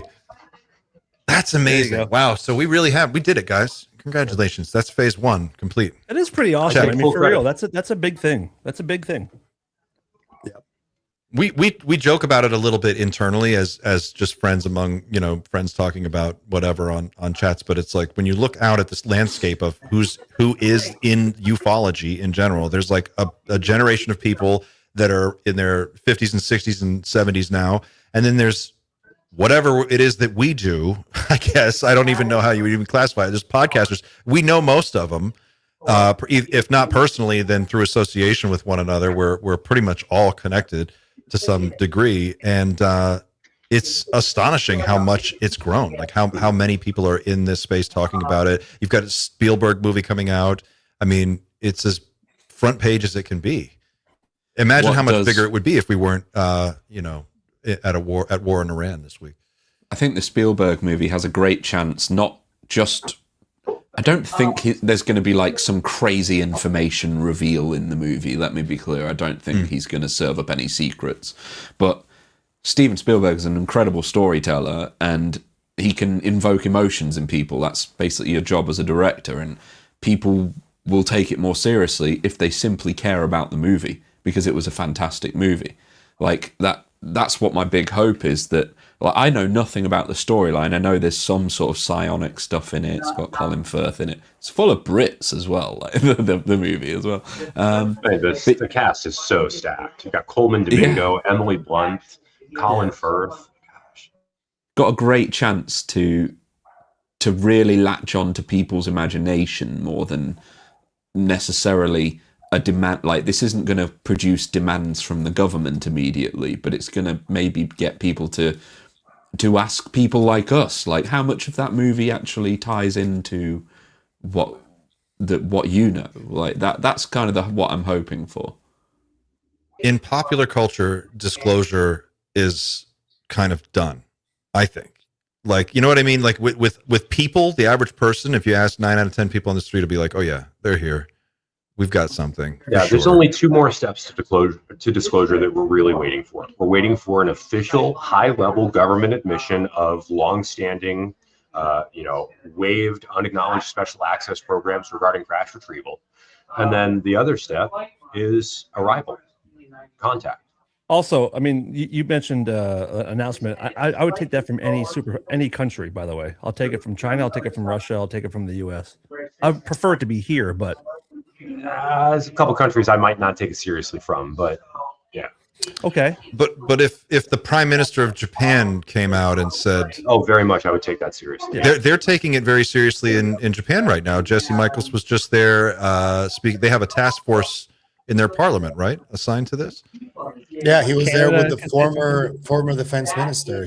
He was photographed, and that other politician that is very pro UFOs. Yeah, he interviewed Asakawa-san, who's a really nice guy. I met him at Seoul 2 years ago. They're very much serious about the subject over there. So. I wonder, Xander, to your point, the hearts and minds aspect of all this. Spielberg is such a great strategic choice. If you did want to plant, I think it might have been Ramsey who suggested maybe, what if there was just, in passing, he kind of said, what if they just put a little clip in there of something that's real, like 10 seconds of something, of an interview, maybe with an alien. Remember way back years and years ago, John Lear on George Knapp's show, he was like, there's a video of an interview. It's going to be coming out. I have it on good authority. Friend of mine in the CIA gave me this video. George. Good Lear, by the way. Good Lear. He inspired Jon Stewart's entire second half to his life. How's John? Did he make that documentary? Did that come out? I really hope to meet Uncle John at Contact in the Desert. I want to buy that guy a beer. I don't necessarily want to participate in any of his content, but man, I find him compelling and interesting, and I would love to talk wrestling with him. John's fun. I would like to talk wrestling. He smells great. I reckon he smells. I reckon he wears a good aftershave.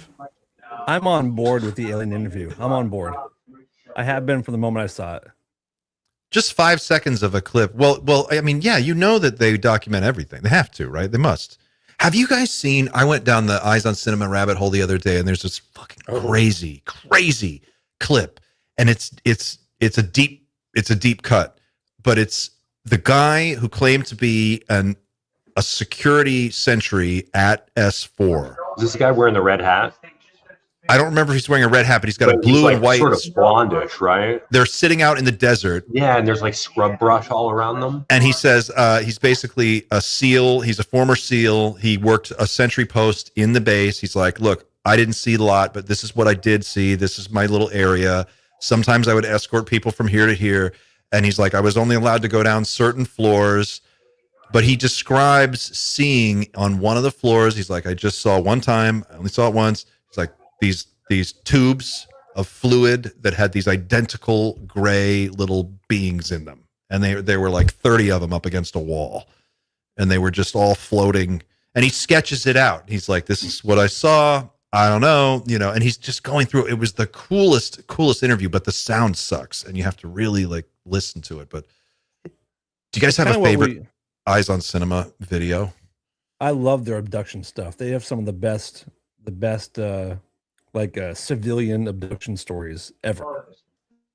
Them and the sightings old have like the best. Stanton Friedman pieces that they have. Like I didn't get into this very recently, or like I didn't get into this a long time ago. So there's a lot of like people whose shoulders that I kind of stand on now that they're are in those archives that I go back and I find it. I'm like, oh wow, these guys had a really good hold on it way back then. Like we're not that much farther ahead, except for the government admits apart. Did you ever, Rob, have any? Did you ever look at Bob? Is it Bob Exler? Is that how you say his name? Yeah, Bob Exler. Oh, yeah. Did you ever look into his whole story? Absolutely, yeah. I mean, I don't know whether or not I believe everything that Bob thinks that he uncovered, but I will say that Bob's story and Bob's notes are a really good basis for getting into the subject. There's a guy, Daniel Elizondo, and another guy that goes by the name, I can't remember his name, but they wrote this massive document that's referred to as Loose Threads. If you just search Loose Threads UFO document online, that is the place for anybody who is a serious evidence-based researcher to try and start. It's like a 400-page document, and it goes all the way back to like 400 probably too many, but like it goes all the way back to the days of like the Advanced Propulsion or Advanced Theoretical Propulsion Working Group held in the BDM offices in Northern Virginia in the late 80s with Oak Shannon and a few others. And they trace from there all the way into the modern era. They go into and discuss all kinds of, electromagnetic pulse evidence about like shoot downs and things like that.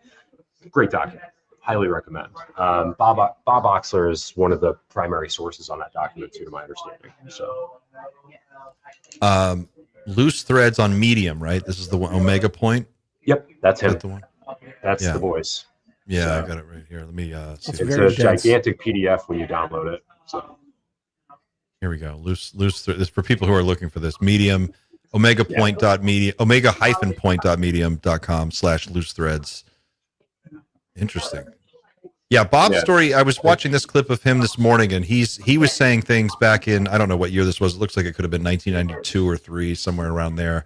But he's saying, here we go. Just for people who don't know, Bob Exler. Find thousands of U.S. government documents from intelligence agencies that tended to indicate that there was a little bit more to this than met the eye. So I went to seek guidance from the various highest levels of the United States intelligence community, and I was quite alarmed at what I was able to learn. Now we are, in this report that we're now going to show, we're going to hear a conversation featuring you. Tell me the context of that conversation. Well, I had contacted Admiral Bobby Ray Inman, who was the head of the National Security Agency in the United States, Deputy Director at CIA, Director of Naval Intelligence, and a variety of intelligence posts, a technologist, and clearly someone that if this was really accurate, that there really were UFOs and non-human intelligence around, this is a man who had to know. So I was able to contact him thanks to a contact through Admiral Lord Hill Norton here in the UK. And this conversation, he alarmingly not only indicated that these issues were covered under national secrecy laws, but that the United States government did in fact have possession of the hardware associated with this. In other words, this was an actual physical phenomenon. As a craft, a spaceship. Several of them, and they were in operational condition, which I assume suggested that they had been in contact, that they had been given these craft for some reason or another, because they certainly weren't crashed vehicles. Do you anticipate? That's the main thing there. But this is, I don't know how old this is, what year this is from, but it's certainly from more than 20 years ago.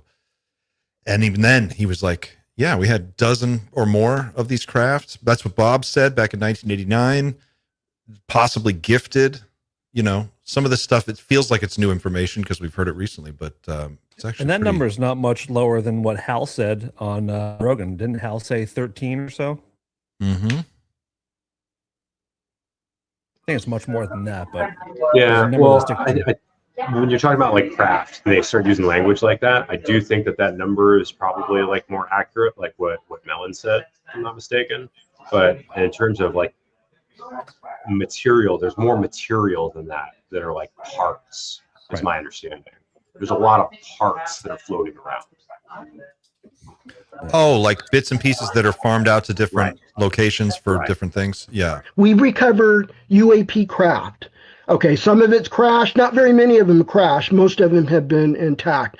I won't give the exact number is classified, but I won't give you the exact number. It's south of 40, and they all are in the United States.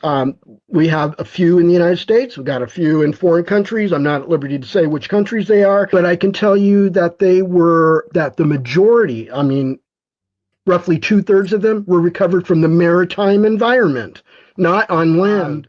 So Bush told me that the essence is, the liaison officer said, that the U.S. government had been in contact with aliens from another world. Their craft that they travel in are the UFO craft that we've been seeing throughout all of human history. And Bush wanted to see the film. And he said, I'd like to see that film. Can you arrange for it? And the liaison officer said, I'm sorry, Mr. Director, you don't have the need to know to see that film.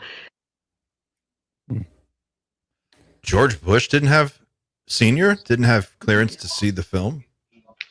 Now, was that when he was president, or is it when he was director of the CIA?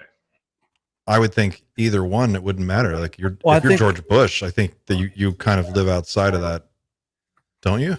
I think he had a better chance seeing it as a CIA director than he would as president. I agree. But I'm just thinking like George Bush's family lineage, skull and bones, like this guy also exists at a dimension outside of the world of normal politics and has probably a whole different chain of command to it, a whole different thing. That's why I'm interested about like his son must have asked at some point, Dad, what do you think? Let me push back on the CIA director point, because I believe he was CIA director at the time, but I don't think that CIA director as a necessity would even have need to know of that. And specifically because we know that supposedly all of this is controlled at some sort of mid to upper level. And the directorship is that's a political appointed position. That's so true. They wouldn't want to give that person, regardless of who got the position, right? Most cases, they wouldn't want to give that person need to know for a lot of these things, because it's a transient position. They're going to be gone in 3 to 4 years at most. And you're going to have another one who's going to be equally unknowing about all of your secret doings. And if they were going to sit down and get read in for every program, it would take like half of their term. Mm-hmm. I don't think there's fair, but at the same time, you kind of have to go, well, yeah, but we also can't have unelected, unaccountable bureaucrats just running this forever. Sooner or later, it's got to come under some kind of other oversight. They seem to be doing a pretty good job now of avoiding that. So. Yeah, it's true.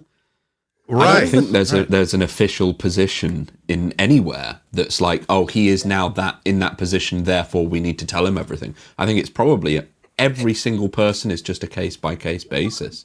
Also, if they Department of Defense reorganizations happen all the time. You can just shift the authority to a different position. Any number of reorgs happen with just about every administration. So it's so nebulous that a lot of people, like, my understanding is a lot of these senior people are multiple hat wearers. Like, these are people that have like 4, 5, 6, 7 different roles. And so they use all of their different roles in order to affect in various ways the programs they need to affect. So it's not one title, not one title gets you all the UFO stuff. And Right, especially exactly. one title, and different titles get you different access to different parts of the programs. Right. Yeah. So is it your sense, Rob, that there is a top-down command structure pyramid with some individual or small group at the top, or is this more of a situation where, overseeing this massive program that spreads out through industry and across, whatever, or are we looking at something more akin to a collection, a consortium of various corporate interests that probably meet in a group of 12 to 25 people, maybe like a board, and make decisions in a smoky room? Or is it more, I don't know, like how does this organize itself from your vantage point? I don't truly know the answer to that. I believe that there is some form of control group, but I'm gonna give you a little bit of a different paradigm to think of here, Clint. We've talked on this podcast, I think, a little bit about factionality, or at least we did on Gerb's channel at one point. We talked about factionality and how there are different umbrella sets of programs that all sort of concern this. We believe that certain individuals are running program protection through their media appearances for one umbrella set of programs. Won't name names there, but who could it be? Yeah, who could that be? But when it comes down to it, I believe personally that there are multiple sets of authority that control different portions of programs. I think that there's a subset that has gone private that's now barely accountable to anybody. How far advanced are they? The hell if I know. But I think that it's sort of a por qué no los dos situation. Like, we can have multiple different structures, and many of them may actually be in opposition to each other because they have different views of what their role is, what their oaths mean, and what their duty is to the American people. So conceivably, you could have you could have a disjointed disclosure where one party discloses something, but other parties don't disclose what they know, and you have like partial information. Or they're actively battling to make sure that the other party doesn't disclose, which I believe is taking place in a variety of situations. That the other party doesn't disclose? Right. So when we talk about like these factions within the legacy program, we know based on Jake Barber's testimony that, certain portions of the legacy program do want to disclose. I mean, even, people like Elizondo have mentioned that too, that like there's good people in these programs that want to disclose. That definition of disclosure, like I said, is different things to different people. Some people are full kimono, like Dave Grush describes. I'm a full kimono guy. You got to go full kimono and open it all up to the people and let proper oversight reign for us to get back into a proper state of our society. That's my opinion. It is the opinion of other individuals who are probably more national security minded and probably more senior in the national security apparatus, I'll say that, that a more limited hangout or limited disclosure is prudent. I'll leave that up for the viewer to decide where they stand, but I'm a kimono guy.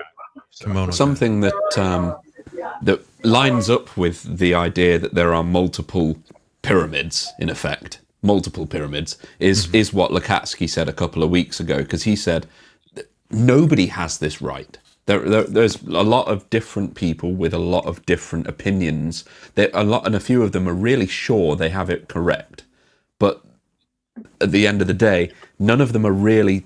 They're very careful with what they're sharing with each other. The people at the top of these multiple pyramids. So the briefing that Trump may have had will be from a very particular angle of disclosure. And if it's people that do want to provide disclosure, like, you've got to wonder what their motivation is specifically, because ultimately revealing their information could work against them in terms of, again, when the context of other legacy programs gets revealed eventually, like there is in many ways a bit of a battlefield of information going on.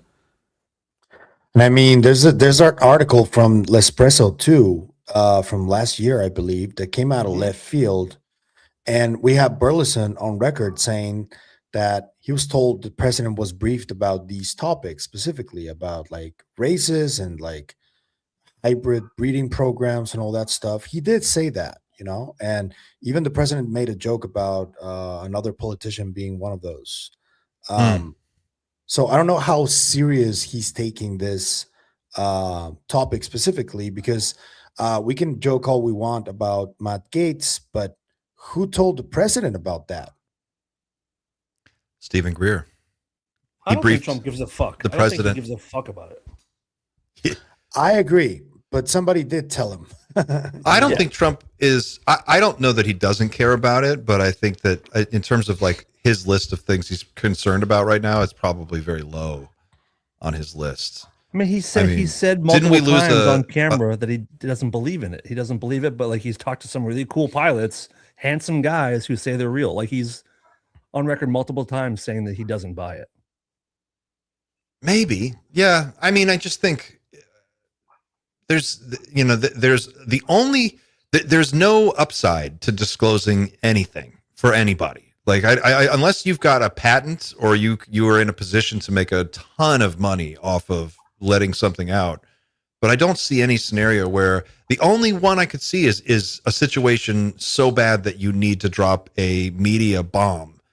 So this is an atomic media bomb. If you were to come out as the president and disclose anything, that would stop the world for at least 48 hours. One advantage to disclosing, though, is, you know, we hear so many people talk about the compartmentalization keeps progress from happening because people can't collaborate. So if there was some kind of proper open disclosure, all those groups could maybe actually work together to make a lot more progress. So it might actually do a lot once we have it. I wonder if other countries like Japan have their own discs, or if they automatically have some deal where they turn them over to us, or maybe we have allied, partners that don't turn over everything they get to us. And does that ever happen? We must know where it goes. I'm sure we're tracking it to some degree. Sure. I don't think we let people keep things from us. Yeah, we don't. Yeah. Okay. So you don't. I don't think we allow that.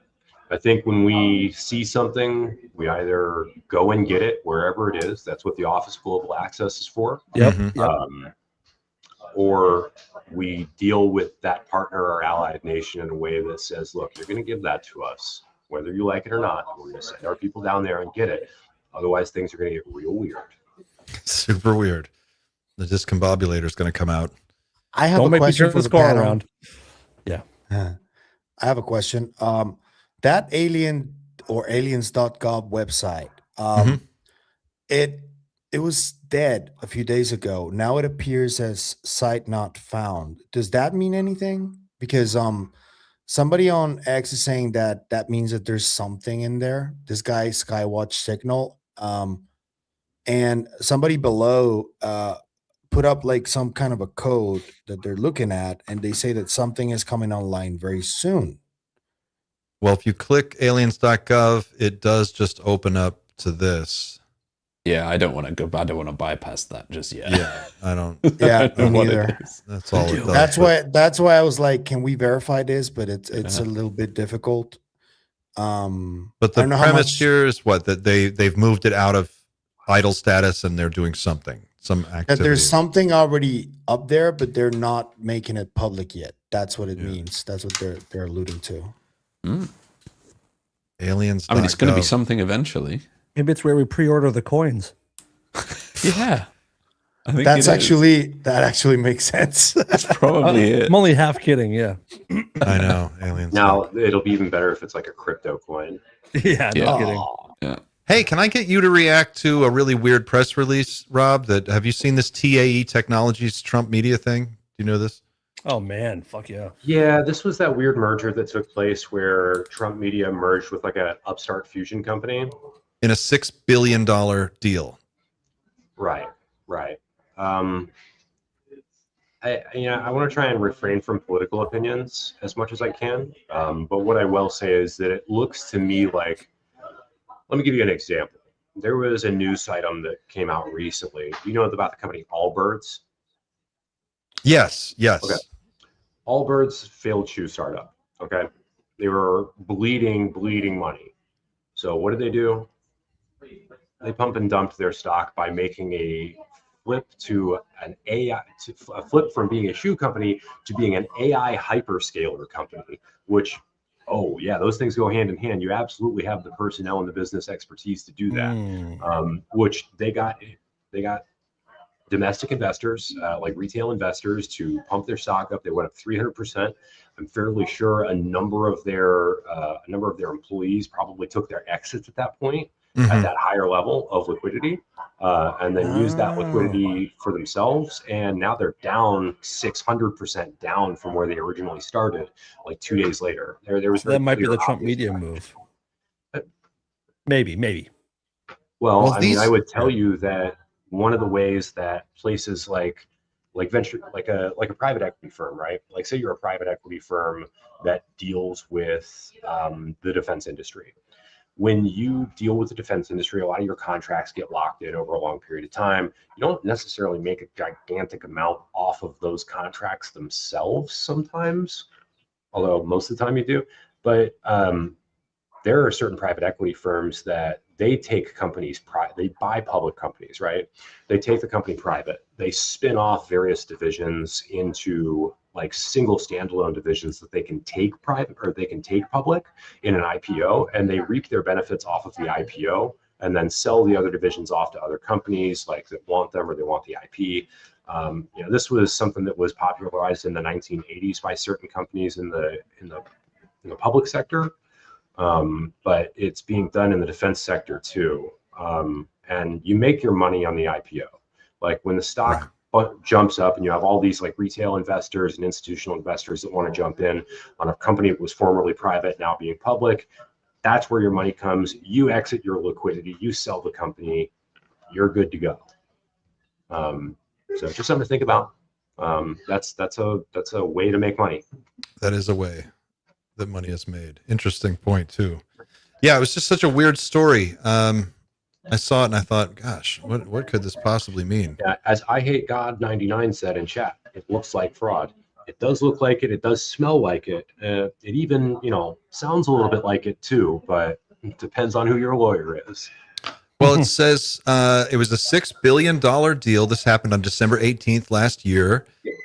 Shareholders of each company own 50% of the combined company on a fully diluted equity basis. Devin Nunes is the CEO, along with Michael Binderbauer, TAE CEO and director.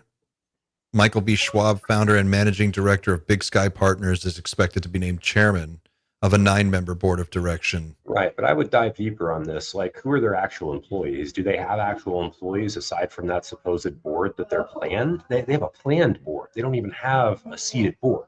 Right. So what are these people done other than prop up a stock is my main question. Yeah, it's a good question. It says founded in 1998. TAE's next phase focuses on deploying commercial. I could be totally wrong, so I don't know. I haven't looked into it. I just glancing at their website, a cursory glance, it looks like a very nicely put together website. They spent some money on it. It's got some cool media. Yeah. I mean, it definitely looks like a pro website, but it gives the impression that they are on the cusp of some kind of fusion solution that they are going to be able to deploy, and that this positions them this puts them in a good position to get approval on permitting, which is interesting. If you're going to IPO a stock, I'll have to talk to my fusion guy about this and see what he thinks. I love that you have a fusion guy. A fusion guy. It comes with the job. You get one. Everyone at News Nation gets a fusion guy as soon as you. Who's your fusion guy? It's Barry. Barry. Oh, he does good work. Barry's good. Did anybody else notice in that in the Eric Davis clip just then as well, he again says most of the recoveries are maritime recoveries. After the last week of Bob Lazar content, I can't help but point out that in '89, when Lazar came out, he said he was being employed by the Department of Naval Intelligence, and everybody was like, why on earth would the Navy be in on this? And here we are literally 40 years later, And now basically we're thinking the Navy kind of runs the show, like gets its like they're the guys that allegedly got hold of this stuff first. And the Air Force seemingly is heavily involved, but they just don't say a word about hold it on. ever. Somebody in the chat is calling me on my bluff. They think it's a News Nation background. Oh, it's real, guys. That's not AI. Don't make our boy flex, man. Come on. Wait, is News Nation live right now? Because you could just nip over to the 24 hours. Yeah, 24 hours a day. Yeah, just nip over and just wave on the channel. Statement. Show them the bank statement. Show them your check. Yeah. We do not interrupt in process broadcasts for any reason whatsoever. But this guy's called you out, man. Yeah, it's important. That's called What's the virtual reality now? My bad. Pavel, what's this post on? Sorry, I just want to ask Pavel this question because you brought this up earlier. There's a post of this Brazilian colonel. Oh, dude, yeah, that's good. Okay, so you guys remember the Colares incident from '77? How Colonel Holanda gave an interview in 1997, and then 3 months later he appeared dead. He hung himself apparently. Well, nothing like that from a military official had ever happened after that, for obvious reasons. And then like a month ago, this guy retired, and then he just started talking about encounters that they had in 2008. And he's talking about close encounters of the third kind. It's like not just UFO sightings. And this is from Ronnie Vernet, the Brazilian UFO researcher who's well known in Latin America. And it has subtitles, so you might want to play that. Let's see here. Quase 20 anos, mas é fato.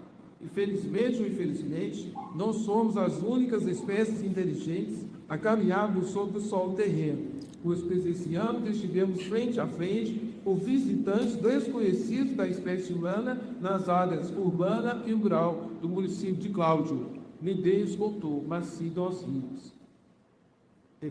Dessas pessoas, dezenas de pessoas, que o pessoal tem visto aí, tantos militares falando no YouTube, tantas pessoas civis, é verdade. I feel like someone should read that in case someone's watching on their phone. Yeah, I'll read it here. It says, I turned the volume off. I'm just playing back. If you're listening, we're watching the video through, and he says, it happened almost 20 years ago, but it is a fact. Unfortunately or fortunately, we are not the only intelligent species to walk on the Earth's soil, as we witnessed and came face to face with visitors unknown to the human species in the urban and rural areas of the municipality of Claudio. No one told us we saw it. Several people, dozens of people, what people have seen there, so many military talking on YouTube, and so many civilian people is true. And to be specific, these are light beings that they're seeing. That's how they're reporting them, as light beings. Very similar to, as you guys know, the Chris Bledsoe story, which is very similar to that. And also all the sightings that have happened. I think that Dan Cleary and I are going to do eventually a full episode on the Maget case from 2020.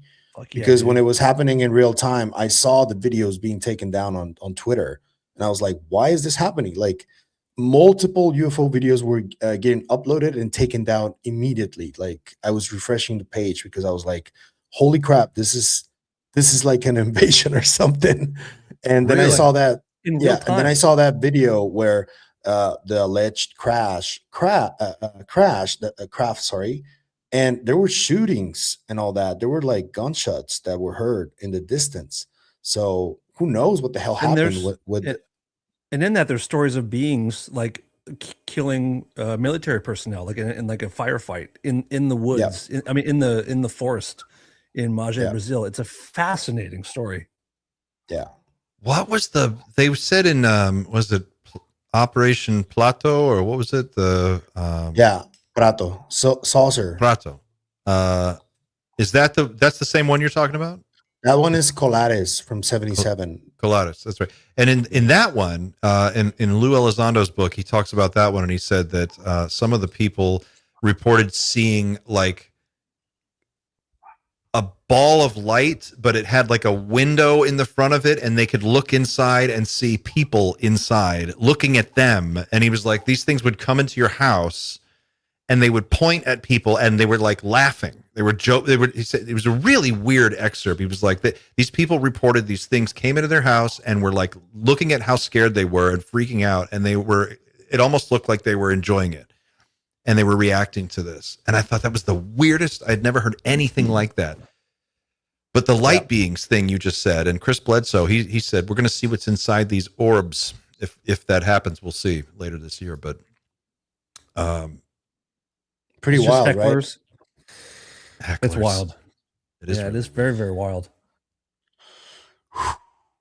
I like this idea that we're a truck stop more than a fishbowl. And that's why there's just so many weird things. It's more like just whoever stops in the neighborhood and whatever they're doing that day. Dude, we're Jerry Springer for the universe. It's almost like how would you react when the lot lizards at your truck stop all of a sudden started building their own trucks and trucking themselves? Yeah, I would take an interest, right? Yeah, you're right. And well, it just brings to mind all these questions. Like if there is ongoing contact, out of however many the total number of civilizations we're aware of is, like, what percentage of those are we actually in direct contact with? How often does that communication take place? Is it daily? Is it constant? Is it once a year? In what form does it take place?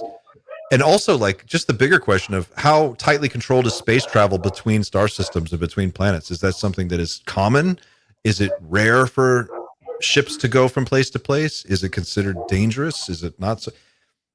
So many questions. Do you need permits? Do you need permits to travel? If there's a federation, do you need like allowances to go?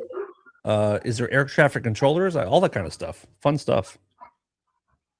What was the somebody said about the Galactic Federation that that our idea of what a Galactic Federation actually means is a really distorted version of what there actually is? And that, do you know what this? I see you nodding, Rob. Do you know what I'm talking about?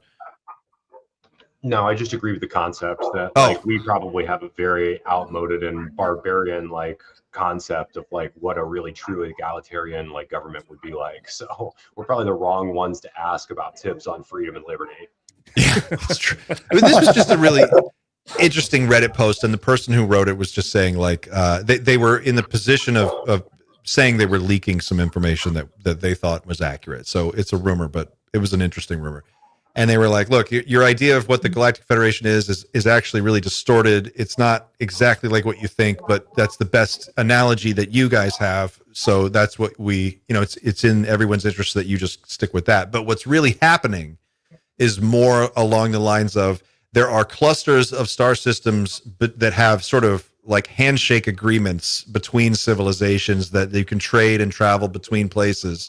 But it's tightly controlled and restricted. It's not super common, and if you go outside of that sphere of influence, it's considered pretty dangerous. A lot of times, people who don't come back. Yeah, very interesting. They've got NAFTA too. Huh? Sounds like they've got NAFTA too. Got their own NAFTA. That's right. It's NAFTA. I could see that. I could see something along those lines.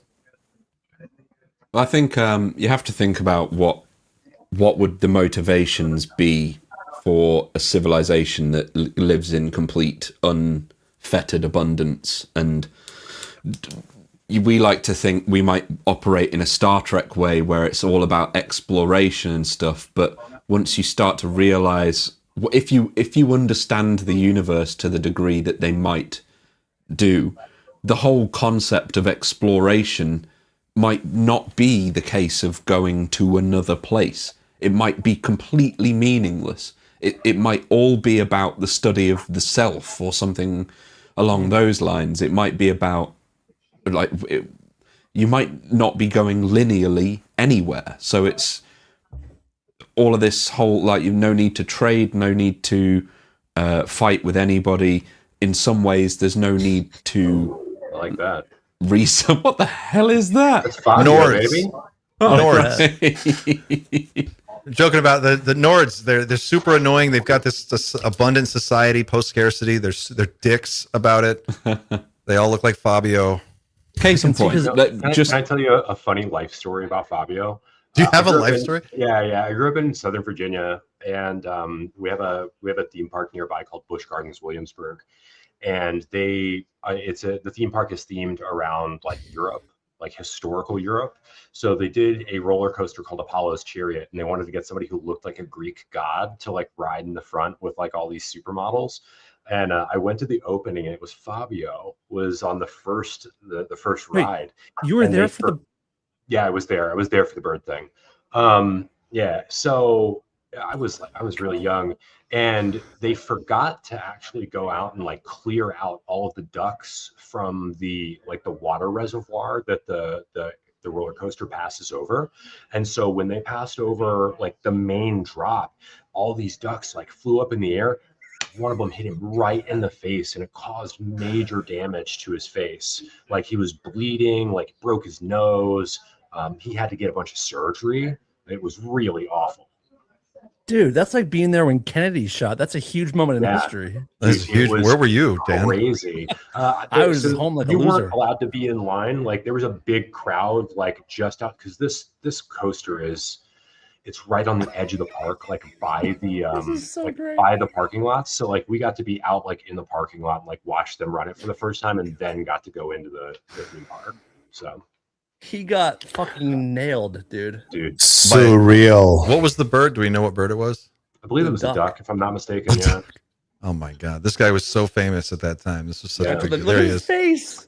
He was so pissed off. I'll never forget that. What a crazy story this was. He literally rolled out like with a bloody nose and a camera pointing at him the whole time. Look at this camera. Do you know how mad he was to not be beautiful? Just for to a say, moment? it's like it was a miracle, but it wasn't a freak accident, and it's going to happen again. And I cannot live with my conscience know then the ride is still running, and maybe a person that ride's still running, or by the way. even a child. It's a great ride. Can be that ride's still running. They have nets up to make sure that the birds like don't go in towards that area or anything, so it's not a big deal. You guys I've ridden know it easily 100 times. Birds aren't real, right? You know that, right? That's the They're all drones, dude. We know all that. drones. Birds aren't real. Look it up, Following guys. CIA's Project Aquiline in 1969, all birds were slowly replaced by weaponized drones. I'm just kidding. Although they did have the CIA did have a Project Aquiline that was focused on them building bird-like drones for use over Asia for reconnaissance purposes. Asia to also include Russia. But Seagulls are real, though. Seagulls are real. I mean, or so the Germans would have you believe. So just a question to the group at large. Which would you rather deal with, a seagull or a pigeon? There is a correct answer. Man, what context? What am I doing? Any context. I mean, if it's customer service facing, then seagull. If it's seagulls are so invasive. And the answer is always pigeon. Pigeons are incredible birds compared to seagulls. I'm just joking though. I hate seagulls. Me they too. taste awful. I'm just Ew, I've never eaten a seagull, but I think they would taste awful. Never mind. No, go ahead. No, I don't want to. Pigeons are cool though. There are people who like keep pigeons and like pigeons are super cool. Like they're very useful in terms of like all sorts of things. So like historically, pigeons have been very helpful to human beings. So and how does this segue into Doom? Because we need to up the Doom. Apparently, we need to. I've got a Doom one for you. We should show that Toyota jump shot robot. There's the Doom. This one is sad, not doomy. It's because Burleson just named the person who took his own life, apparently, that Jake Barber mentioned on the American Alchemy interview. He mentioned the name. Eric Burleson, who is calling for the FBI to get involved. Congressman, when did you first find out about this? My office found out about it last year. We sent a letter to the FBI about a gentleman named Matthew Sullivan, who actually we had reached out to. He was scheduled to come in for an interview. Within 2 weeks, he had suspiciously committed suicide. That report was referred to the Office of Inspector General. They deemed it credible and urgent. They then referred it to the FBI. So this is not the first that we've heard of this. That was the first that we became aware of. When I first came in, I heard of another gentleman, and I'll keep that name out of respect. I sent a letter to the FBI investigating the suspicious suicide of another individual who had worked alongside, other whistleblowers like David Grush and Jake Barber who had come forward. So their colleague is mysteriously committed suicide.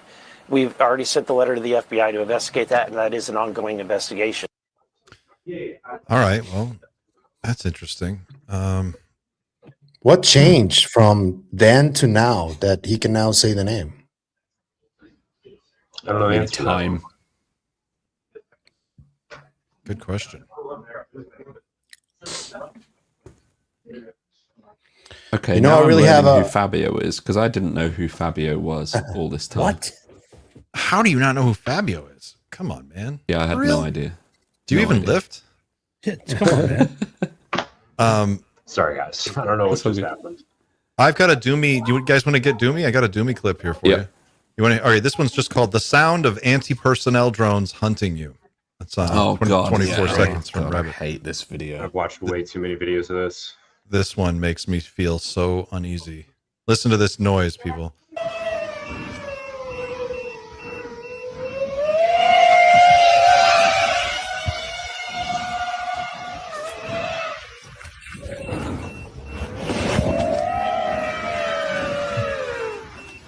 The worst part about this is that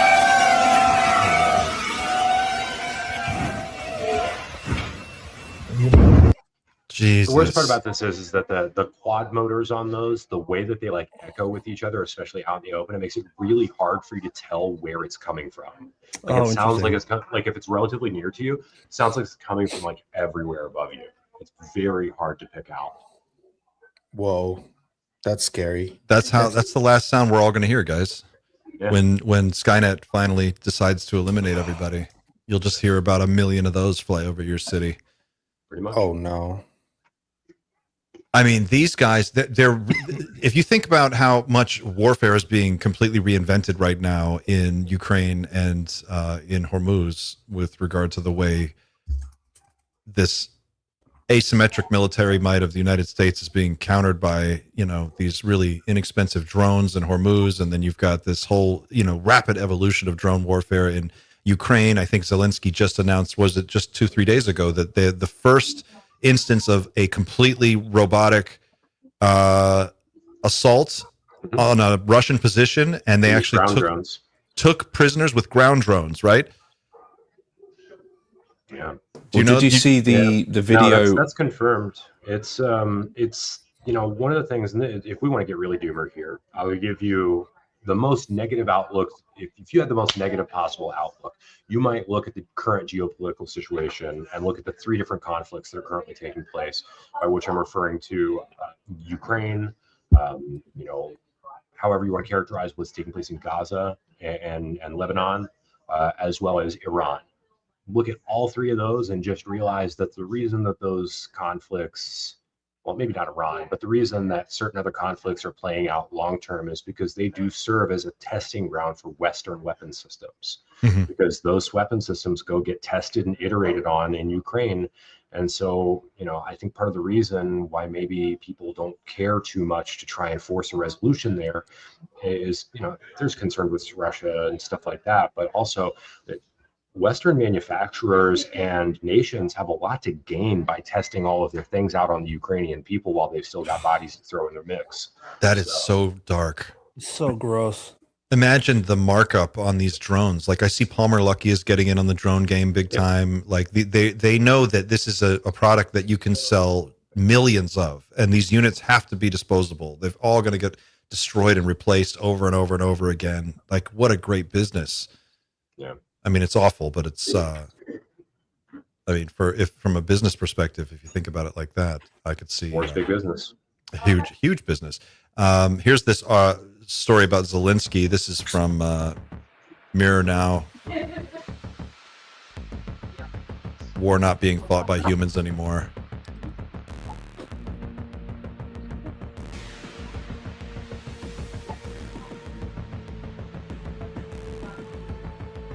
Is this the ground unit? Yeah. Or are these some of their homegrown domestic? These are a lot of their homegrown drones. Like that's a Flamingo cruise missile right there. A couple of these are some of the more homegrown FPV drones and like ISR drones that they build. A lot of them are modeled after like former Russian units or like Western devices that they have to adapt. They're the cutting edge in drone technology, attritable drone technology, I should say. The Ukrainians. Yeah. And when I say attritable, I mean like disposable. Like these are single-use units that are understood to get destroyed. So we have a situation now where I understand China has just been. Did they get caught delivering weapons to Iran or manpads? Have you heard this? The answer to that. Supposedly, China's been sending man-portable anti-aircraft weapons to Iran. I don't know. I'm not trying to put you on the spot, but this was a rumor that was going around on Reddit. And since we have so little information coming out of the Iran conflict, it's really hard to know. I would think that the United States would not take kindly to that if it were the case. So I don't know. I wonder if the Chinese even give a shit what we do anymore. I think they do, because we're still each other's biggest trade partners. So there's concern there. I mean, we're not shooting at each other yet.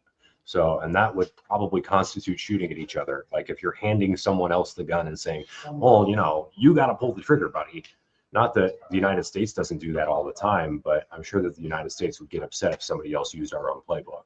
Isn't Russia, though, giving intelligence to Iran on the location of American military? Supposedly they've been giving, satellite support to Iran. And we do that with Ukraine for... Yes, absolutely, we do. The inverse. So you have a situation where it's just, I'm looking at this and I'm like, if the Strait of Hormuz were to remain closed for a long enough period of time, eventually the Chinese are just going to be fed up with that situation. They're going to force it to change in one way or another. And they do have a lot of leverage because we're their biggest trading partner, but they just build, the Chinese could just build pipelines from Iran to China and solve the problem that way. We wouldn't want that. Right. Well, I thought that's what Belt and Road was kind of about, right? Eventually. Yeah. I talked to Dolan. I got an interview with him that's going to go up, I think, Saturday. And we talked about that a little bit, about how when I was in Peru last year, the amount of Chinese investment in South America is astounding. Yeah. It's the amount of money the Chinese are investing to build skyscrapers and just develop. And they, as part of their deals for the debt leveraging, they get like a percentage of your future GDP. Yep. It's crazy. They made a deal. So they got with the Peruvians hedged their bets against the United States. And they were like, they entertained the Chinese, and the Chinese came in with the Belt and Road thing. And they said, we want to make a better deal. They built one of the world's biggest ports in Peru, which is for exporting Peruvian produce and resources from the mining sector back to China, which shaves like 2 weeks off the transit time. And just so happens that their port is big enough to host an aircraft carrier. Yeah. Just in case. Well, Bahrain did the same thing, like selling out all of their land to other host countries. That's why the United States has like one of its biggest bases in Bahrain, and China did the same thing with them. China has a base that's insanely large. That's right, like almost down the block from where our base is in Bahrain. So, they're trying to build that network of bases just like we have. It's what any great power would do. I can't fault them for it. Just concerns me. What was this news about? Did you hear about? We lost $1 billion radar system in Saudi Arabia. Was that the? We lost multiple ANTPY2 radars. These are gallium nitride phased array radars for like long distance over the horizon weapons detection. They're incredibly valuable assets, but we probably have to really reassess how we do missile defense, because there just weren't enough interceptors. They were able to overload our interceptor batteries or get to our interceptor batteries while they were reloading or out of ammo. I can't really tell you about like operational details that I don't know, but sure, they destroyed at least 3 of those radars. I think 2 of them were at our bases and one was an ally piece. But the total cost on that was like in the hundreds of millions, if not billions, just for those units. And I understand that Iran has functional hypersonic anti-ship weapons, right? Is that accurate? Or so the term hypersonic gets thrown around a lot. I don't know the true nature of their hypersonic vehicles. When we talk about hypersonics, some things do travel at what we might call hypersonic, like we're talking like Mach 6 plus, right? But a lot of those are ballistic missiles. And a lot of those, like if you try and refer to a ballistic missile that doesn't have a hypersonic glide vehicle, like a boost phase glide vehicle, that's not really a hypersonic. That's a ballistic missile. We've had those for a long time. Iran has tons of those. I don't know whether or not they have a true HGV or hypersonic glide vehicle, but the hallmark of a true hypersonic glide vehicle is that it can do like terminal phase adjustments where it can like maneuver itself to avoid your interceptors. And so that's the true purpose behind trying to have that type of weapon. It's not going to carry a warhead that's as big as, say, a ballistic missile with a traditional, nuclear payload. Wow, I can't talk. Reentry vehicle. It's not going to have that like same effect, but you're getting mostly kinetics out of it if there is any explosive charge there. But the idea is that it's built to evade interceptors and be so fast that like directed energy weapons aren't really a good concept to use against it, because you don't have the ability to dwell a laser on it long enough. Like you need to be able to dwell a laser on it at current technology like tens of seconds, which is a long time. So it could be like darting around and doing evasive maneuvers during that time. Absolutely. And to answer for any of the viewers who might be wondering this, why like you couldn't just build that onto a traditional ballistic missile or use like a traditional ballistic missile reentry vehicle to do those same things, it's because of the heat of reentry. A hypersonic glide vehicle is intended to operate with a plasma sheath for a great period of time, but they can use different materials in order to be able to use like radar and guidance systems. Whereas in order for like a radome, usually you need like something like plastic or fiberglass, and those materials, in order to be radar transparent for you to have a terminal phase guidance system, those materials don't hold up to that. So you can't build those reentry vehicles that way. But hypothetically, like if the United States were to park a bunch more warships in the Strait of Hormuz, Iran could theoretically take out warships with hypersonic weapons. If they have, I'd ask the question that if this was such a big concern before, why not then? Right, right. Well, I wonder if that's just why this whole thing has been so confusing, because we've sent, we're getting involved in a situation that war planners have been looking at for so long and saying this is going to be really bad if we get involved.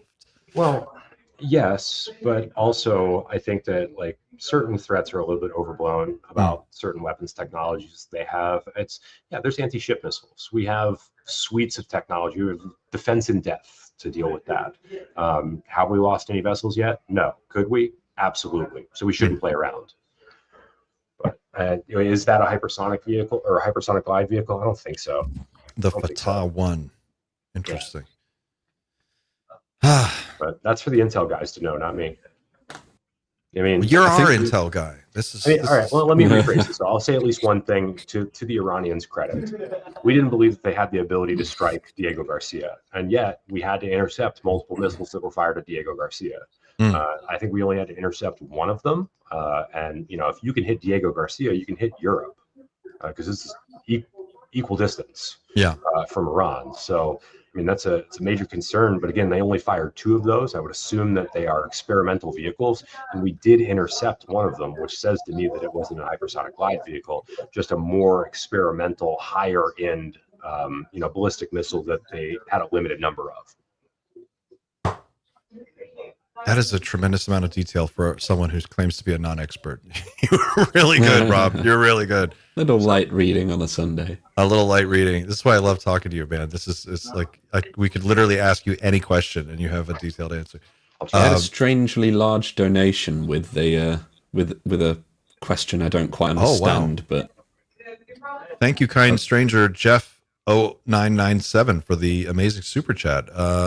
Let's see, what is the question? Are there any aliens, or is it all just hoaxes and trolls from the government? Yes, I've watched all the videos from Jesse Michaels and Rogan and everything. ? Could they're real. A lot are hoaxes, yeah. Most of them, I would say. But in my experience, only because I've experienced some weird shit in my life, I think there is something there, and that's what keeps me here. Do we have the clip of Burchett yesterday on camera saying aliens? Like when he was asked specifically if he's talking about craft or I think there's a aliens. Matt Laszlo clip. Let me find it for you. I don't think it was Laszlo. He was on a podcast talking to somebody. Then I don't know. I can go down to his office after this and ask. I just saw so many interviews from Burchett that I missed a lot of them because he kept repeating the same stuff. And I interviewed him yesterday. So yeah. Did you guys get anything new? Not me. Joe Khalil interviewed him, and I helped facilitate the interview. Did you guys get anything new from the interview, from everything you said on the other ones? We got some new stuff, and you'll see that come out. Yeah, I can't talk about it That's yet cool. because it's that's cool. I was just wondering about whether if it was new or not because he's been repeating a lot of stuff in different interviews. And no, we asked for some more specifics on a couple topics. I think you guys will enjoy it. It should be a brief special reality check episode with Joe Khalil. So. Nice. I would say to Jeff, to answer your question, give you a little, because that is a pretty amazing super chat. Let me try to give it a little more context. Yes, it's real. I think most of us agree that it's real, but the questions are about what exactly do we know? What we're pretty sure we know is that yes, they're real. Yes, the aliens have been to Earth. For thousands of years, they've been coming and going. Yes, there are more than one kind, multiple kinds, and it's highly likely that they're doing different things. The question of how much technology have we actually successfully been able to reverse engineer seems like it's getting more fleshed out by the decade, and I think it's pretty safe to say that we've got operational equipment that we know how to at least duplicate in some minor way. So it's real. We just are trying to get the official disclosure. We're trying to get to that. I have a different response though, because what's your response? I've spoken to Dan, who has seen a UFO in fucking Burbank, and that's what keeps me believing that there is something, but I haven't seen any UFOs. But there's also this whole consciousness aspect of the phenomenon that I think, for me, it feels more real than all the stories that are going on in the government so far.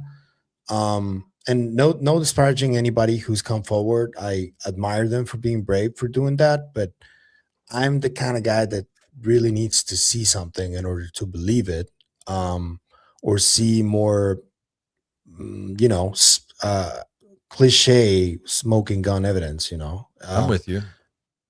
But I do believe that people have experienced things that they cannot explain. And I do believe experiencers, when they talk about it, what seems to be real to me is the abduction phenomenon seems to be real. It has dialed down a little bit over the years. It's not as prevalent as it used to be, I think, but that seems to be real. People are seeing stuff in the sky that they cannot explain. That is real. Mm-hmm. And the whole psi-phenomena aspect of this phenomenon, for me, is very real because I've experienced it. When it comes to politicians talking about the topic and all that, I hope that they get answers from the government. But I don't know if you guys feel the same way, but if there's a specific message from the governments right now, is that, we're doing that. So what? You can't do anything about it. Whatever they're doing. Which is kind of enough for me. I don't expect a whole lot more from the government than that. If we ever got more, I would be thrilled. But just the fact that we've gotten to the point now where you had, in the span of a week, Barack Obama, Donald Trump, Hillary Clinton, all being asked directly about this question, all responding in the affirmative in one form or another. And, at a certain point, you just have to go, Richard Dolan wrote a book called National Security, UFOs in the National Security State. And it's all about this. It's like, if you go back and look at the last 80 years, there's just overwhelming evidence that it's here, that we've got some kind of ongoing program. There are too many people for it to be, with too many accounts. There's too much smoke for there to be no fire. Yeah. But I'm with you on the psi thing. That's something you can experience for yourself tonight. You could wake up tomorrow and start meditating. And if you meditate enough, and if you do it with enough consistency, you will start to see weirdness in your life. Yep. 1000% guarantee. There's no question. This is the thing I was going to finish on earlier before we got distracted by the guy getting hit in the face with a goose. As you just said, Clint, you can experience it today if you meditate, or let's not encourage, but psychedelics and things like that. It could well be the case that you learn the most stuff about reality by really staying still rather than going off traveling everywhere. I mean, we know that, well, people that study, like, go hardcore into Buddhism and stuff, they spend just hours and days and weeks just sitting still, not talking, mostly with their eyes closed, and it's a bit like, okay, they feel like they're learning something important when doing that. Yeah, Otherwise, Rob's back, by the way. wouldn't. Yeah, I know. Otherwise, they wouldn't be doing it. So, when it comes to, like, what does that galactic federation look like? It's probably like a lot less interesting, because everyone's just kind of stood still, like, understanding everything all the time. That's a really weird way to put it, but I think that's kind of, in that way, it could be very different from a very complex system of trade routes and galactic wars and stuff like that. I just don't see it. Yeah. Do you want But to? on the other hand, Timber Chet just said the word aliens, so I don't know. Well, let's watch that clip. Do you have that?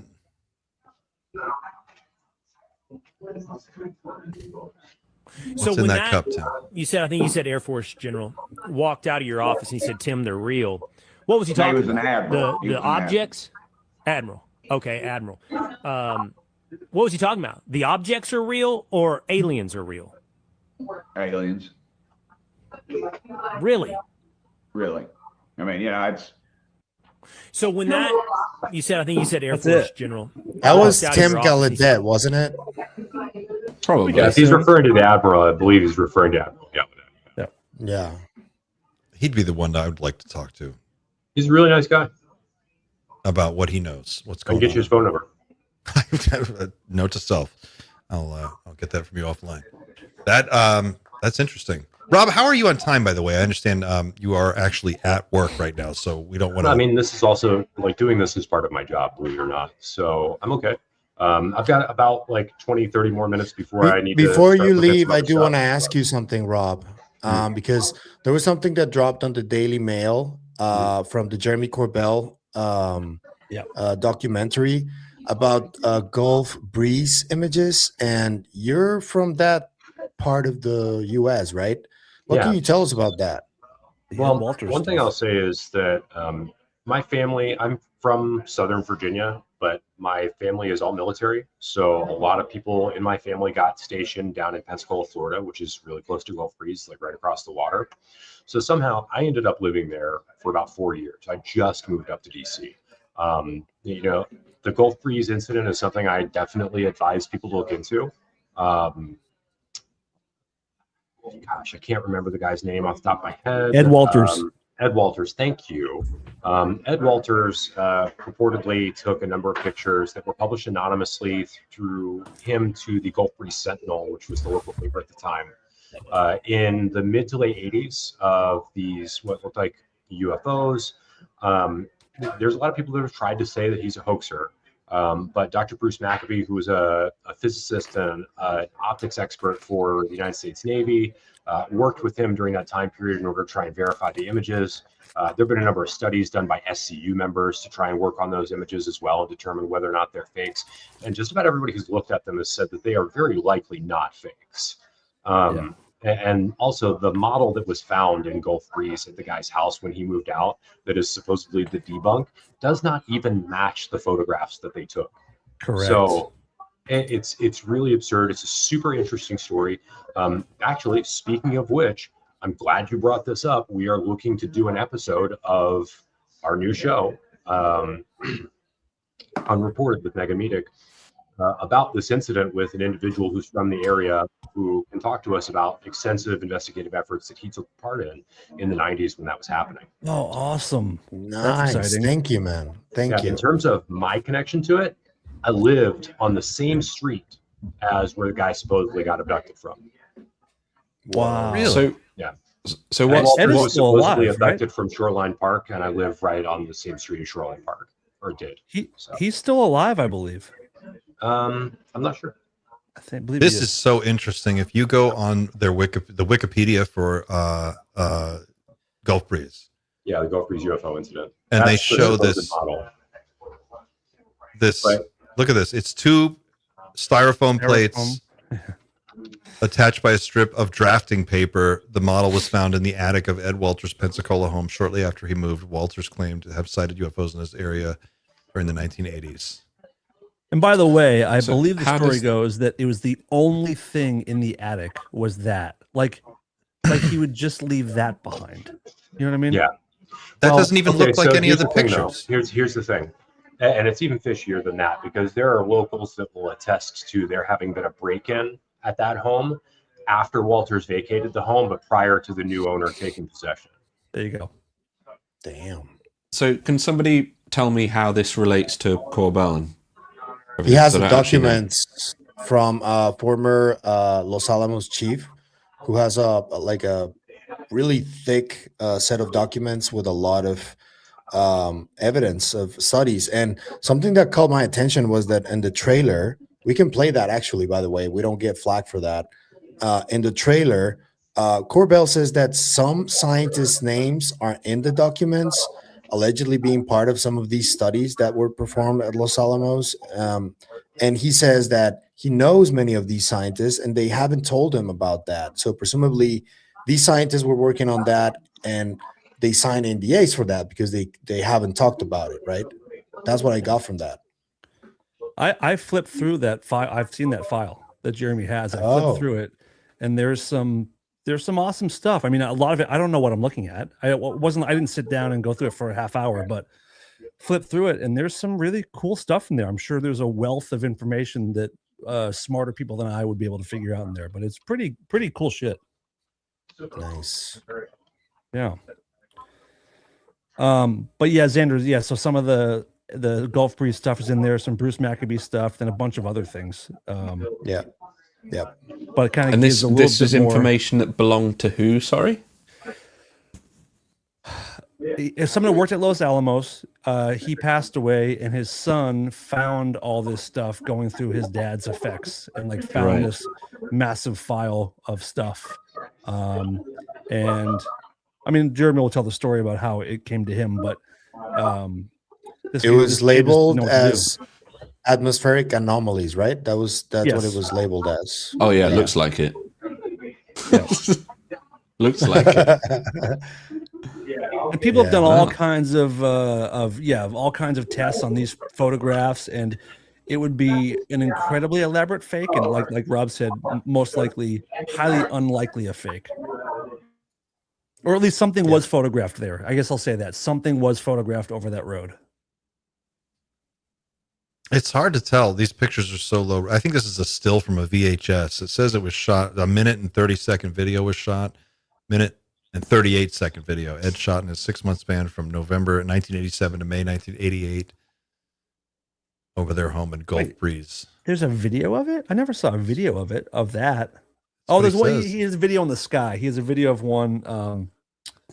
I think up over the water, over the trees. I think. Interesting. Has anybody seen anything like this since? I mean, is this the only time these things have ever been sighted in that area? Or once he went away, the story went think- away? Gulf Breeze had is like a one or 2 year kind of flap around that time. Other people saw that craft, and I think there was also saucers, but I could be wrong. Oh, Maybe Rob, you're like muted. one dude figured it out and then just Rob, you're muted. Sorry. Maybe one dude figured it out, built a craft, and then just once he'd So- done testing it, he just No, I think it's he more just flew away. I think it's shoot downs. Shoot downs more than likely occurred in Gulf Breeze around that time. Due to it, Gulf Breeze, if you guys aren't aware, Gulf Breeze is roughly 14 miles down the road from Eglin Air Force Base. Mm-hmm. So it's basically in the same little spit of land. Eglin Air Force Base is one of the largest major test and training facilities the United States military has, and it's completely Air Force controlled. So if you guys ever go back and read that Loose Threads document, you should read the section about EMPRESS, EMPRESS. It's a United States Navy platform that was used for electromagnetic pulse testing, which they then moved in the mid to early 80s, if I'm not mistaken, down to Gulf Breeze. Supposedly it was used off the coast of Gulf Breeze a number of times, and there are witness reports of there supposedly being a craft or saucer that was transported from Pensacola Beach. Like Xander, can you pull up Google Maps and search Gulf Breeze? And I can sort of like point you guys as to like where this all took place.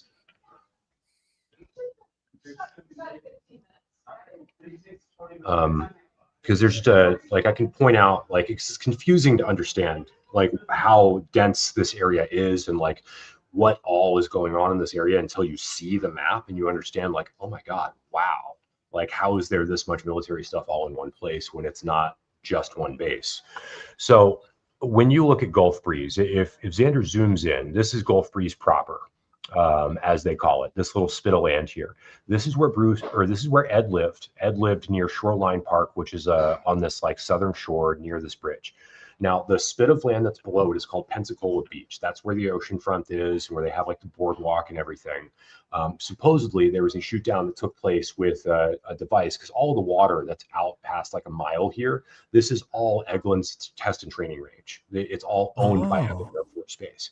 So supposedly they moved this platform out there and shot it down. And what did they do with it? Well, supposedly, what they did, because it was the Navy project, they didn't take it down to Eglin. They took it on a bridge back over the Pensacola Beach Bridge, back over that 3-mile bridge, all the way to the Naval Air Station Pensacola, which is to the left. Because they didn't want to bring it to the Air Force. It's right there. Right. They don't want the Air Force. Air Force has their own. But this is also one of the biggest aviation bases in the entire United States. It's where we train most of our aviators in this region. If you were to zoom out, you would be able to see that there are so many bases in this region. It's not even funny.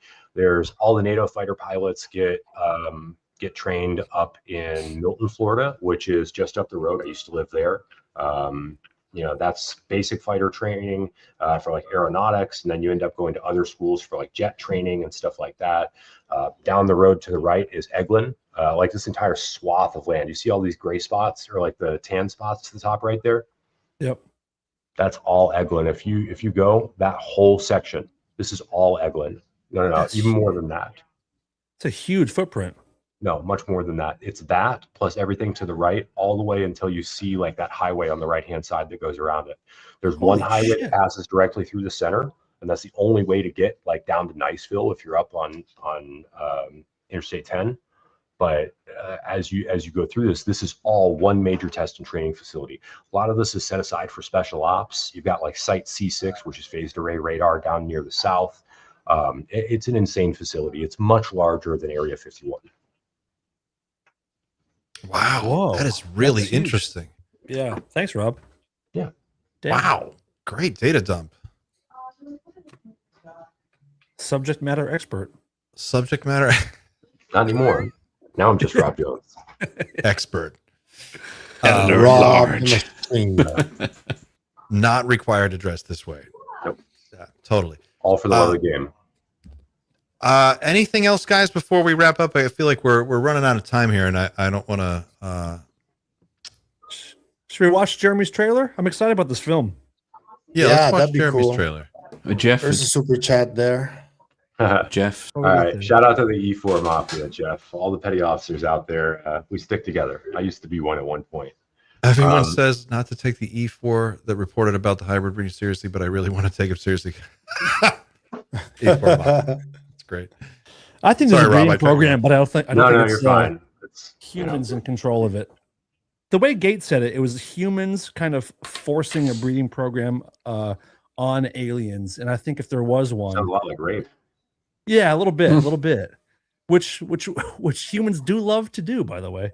But I feel like it would be the other way around if they were a program like that. I don't think it would be a human-driven program, personally. I stand by my statement that there are probably an uncomfortably large number of people that would willingly fuck an alien for free.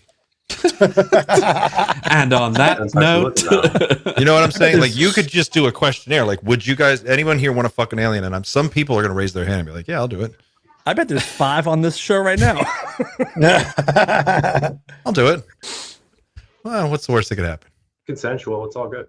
That's right. That's right. It's all love. Don't kink shame me, homie. Without sensual.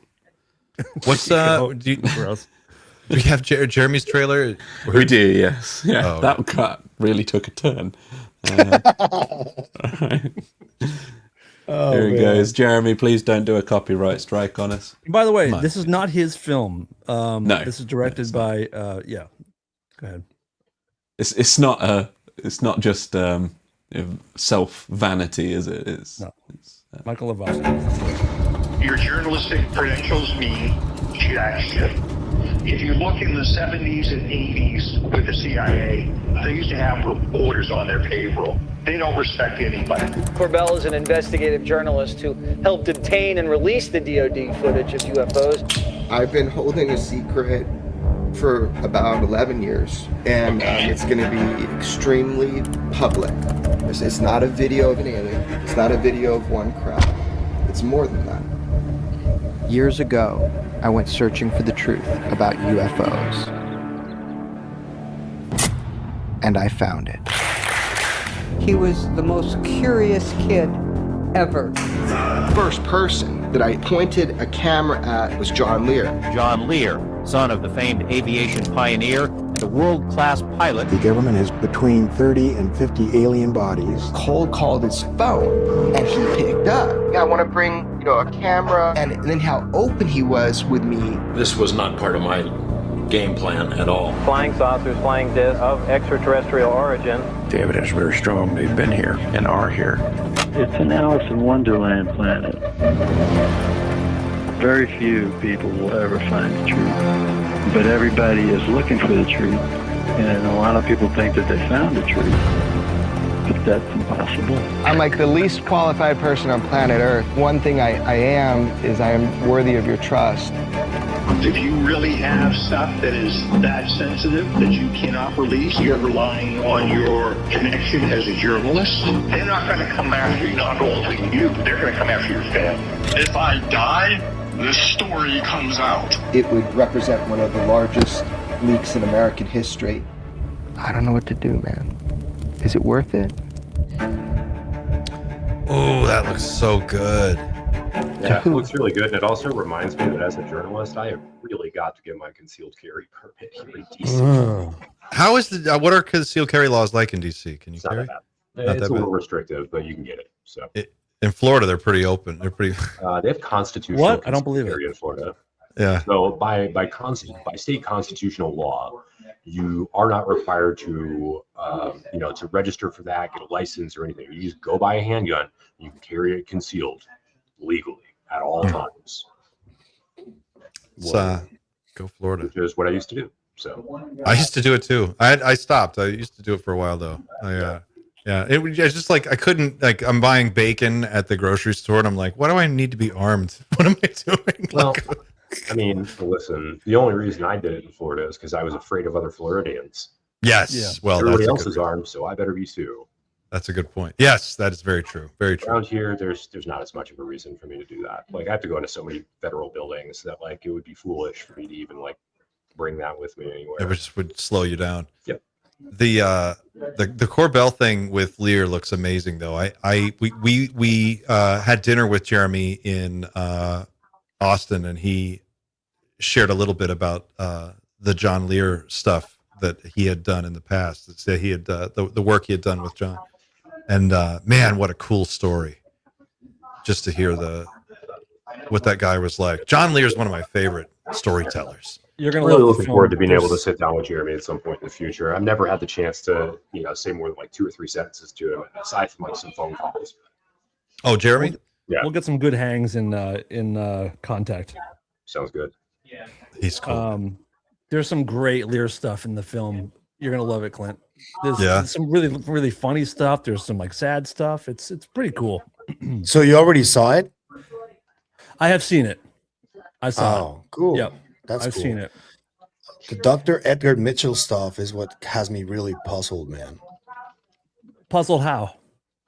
Well, there's not a lot of like new stuff from him, obviously because he's passed away, and that's I presume is going to be new stuff from him, new footage and all that. So I'm excited for that. Yeah, there's Puzzled. some really cool things in there that I am beyond pumped to talk about once the film is out. You guys want to take a look at a really weird clip? This security guy, this Area 51 security guy. Yeah, See if you absolutely. can. I think some of you may have seen this already. And if I could just answer that question in the chat, we're a publicly traded company. We don't have like a direct funding mechanism aside from ads. We sell ads. We also have deals with cable groups to carry us. So that's how we get our money. Cool. It's not a shadowy MJ12 organization. I was thinking shadowy MJ12. I mean, that's what I was hoping for. Yeah, and we'd have a lot more access. This is a clip. I just stumbled on this the other day, and I know it's been floating around for years. But this is a former. This guy claims to be a former SEAL who is on the run. He's giving an interview somewhere out in the bush, out in the desert somewhere, and he looks like he's pretty nervous. And the audio is really rough, but there are subtitles here.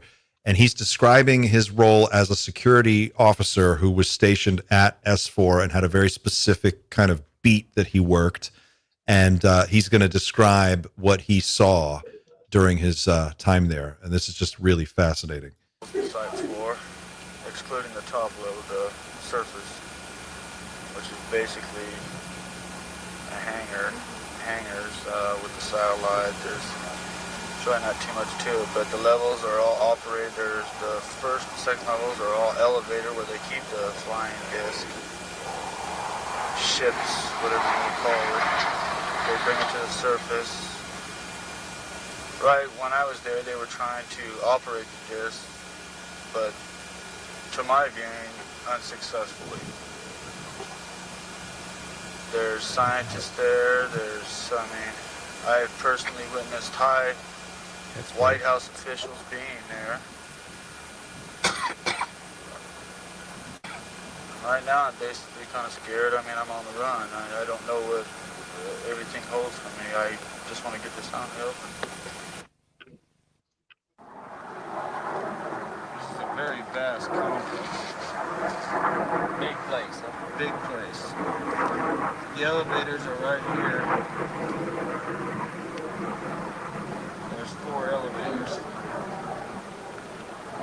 3 and 4 are extremely security. There are no sentries down at 3 or 4. And the levels of 3 and 4, I don't know what goes on down there. I heard something about an EBI or EB down there. I'm not too familiar with what it is, but I heard something about an EBE on level 4, and on levels 3 and 4, there are no sentries that go down there. I don't know what they do down there. We know that. I wonder when EBE entered the nomenclature. Dan Burrish says J-Rod was stored on level 4. That's where the clean sphere was, and that's where they worked on him. And so this guy is saying, I was never allowed to really go down there, but just listen to where it goes next. It's only a few as you more get minutes. off the elevators, get off, and this is level 2. You walk in, the bays are over here. They're all separated by like an automatic doors that open and close each bay. Walk down, there's 5 on each side. There's a hallway right there, and each of these bays have elevators. It'll bring them all the way to the top. It'll bring the whole floor all the way up with a hydraulic system. Now, as you walk down, there's a lot of machinery right here, which I have no recollection of what it does. I believe I've never been in that area. My job was to be a sentry for these 3 gates and up above in the level complex, and sometimes I would be walking down here escorting people. Now, over on this, there's a hallway down here that breaks off, which is there's a big computer system right here. I believe it's a computer system. I'm not going to say for sure.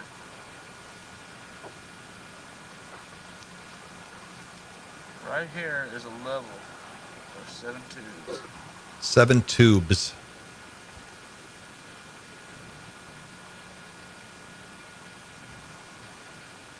These tubes are about 2 feet in width. They're about 6 feet in height. They stand on end. They stand on end on end. Now, as you walk in and you look at these tubes,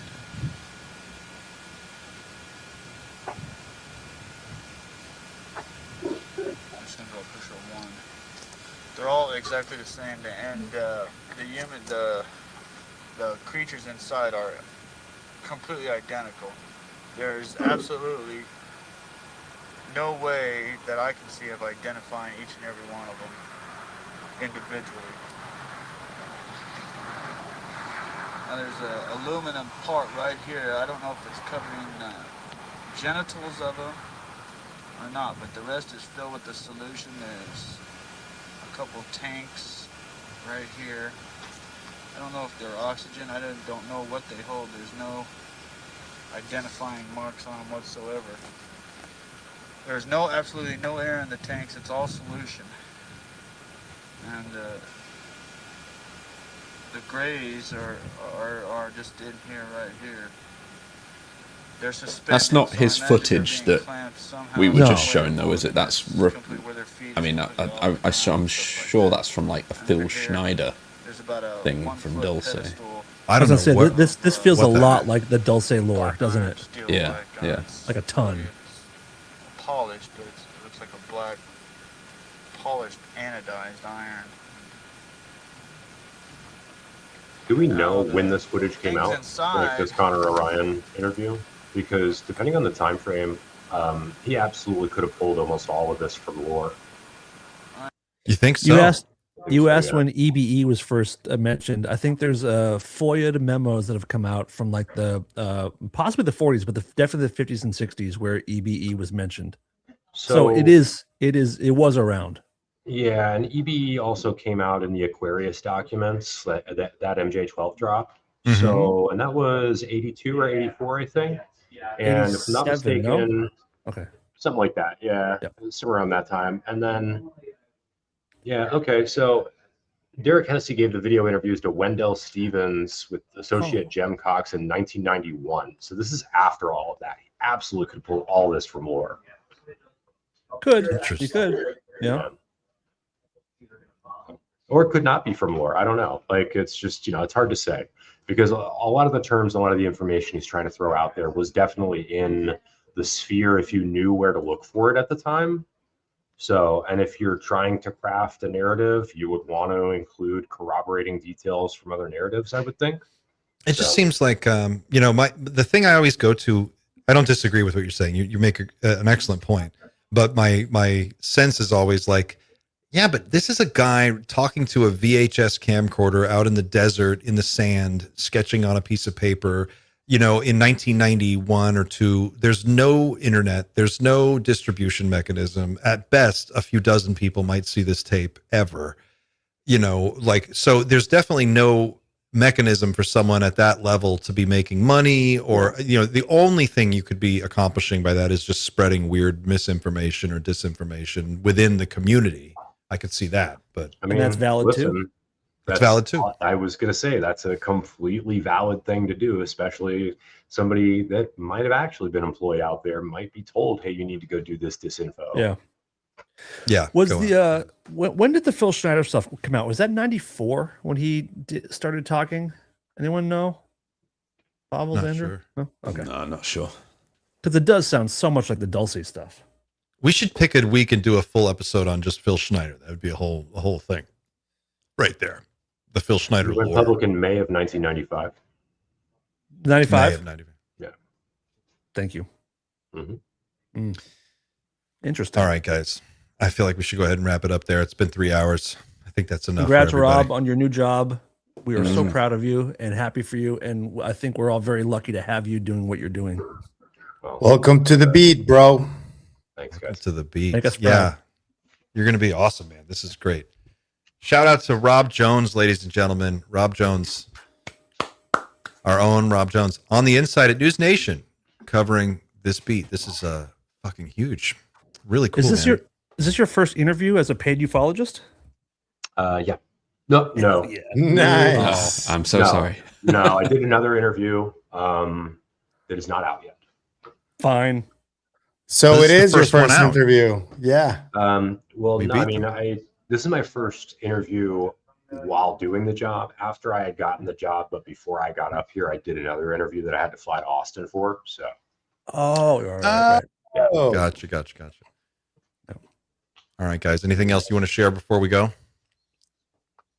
No, I just want to ask the viewers, please, if you guys are interested in the unexplained, the weird, whatever it is, definitely please watch our shows, Reality Check with Ross Coulthart, where we take an investigative journalism angle into this entire phenomenon, or Reality Check Unreported with Megan Medic, where we go more on the experiencer side. If you guys have tips, you have any info that you want to reach out to us, there's a lot of angles for you to do so. Reality Check at newsnationnow.com, or you can reach out to Muckraker at protonmail.me, or Rob Jones Reports at protonmail.me if you guys want to give some sort of testimony or a witness statement to us. We're happy to field that and investigate it if we can. We will always protect your anonymity if that's something you want to do. Be safe digitally, like when you try and communicate with us, and make sure to email us on those Proton Mail accounts from another Proton Mail account. If you want to retain, any degree of secrecy and use the internal PGP encryption tools, please do that way. And we will never, ever betray your trust if you reach out to us. Just like, all the other folks that make their hay in this industry or telling news, we will never, ever betray your trust if you want to give us some sort of testimony or something of that nature. We're here to tell stories and speak truth to power if possible. So please just keep us in mind if you've got something you want to tell the world. Outstanding.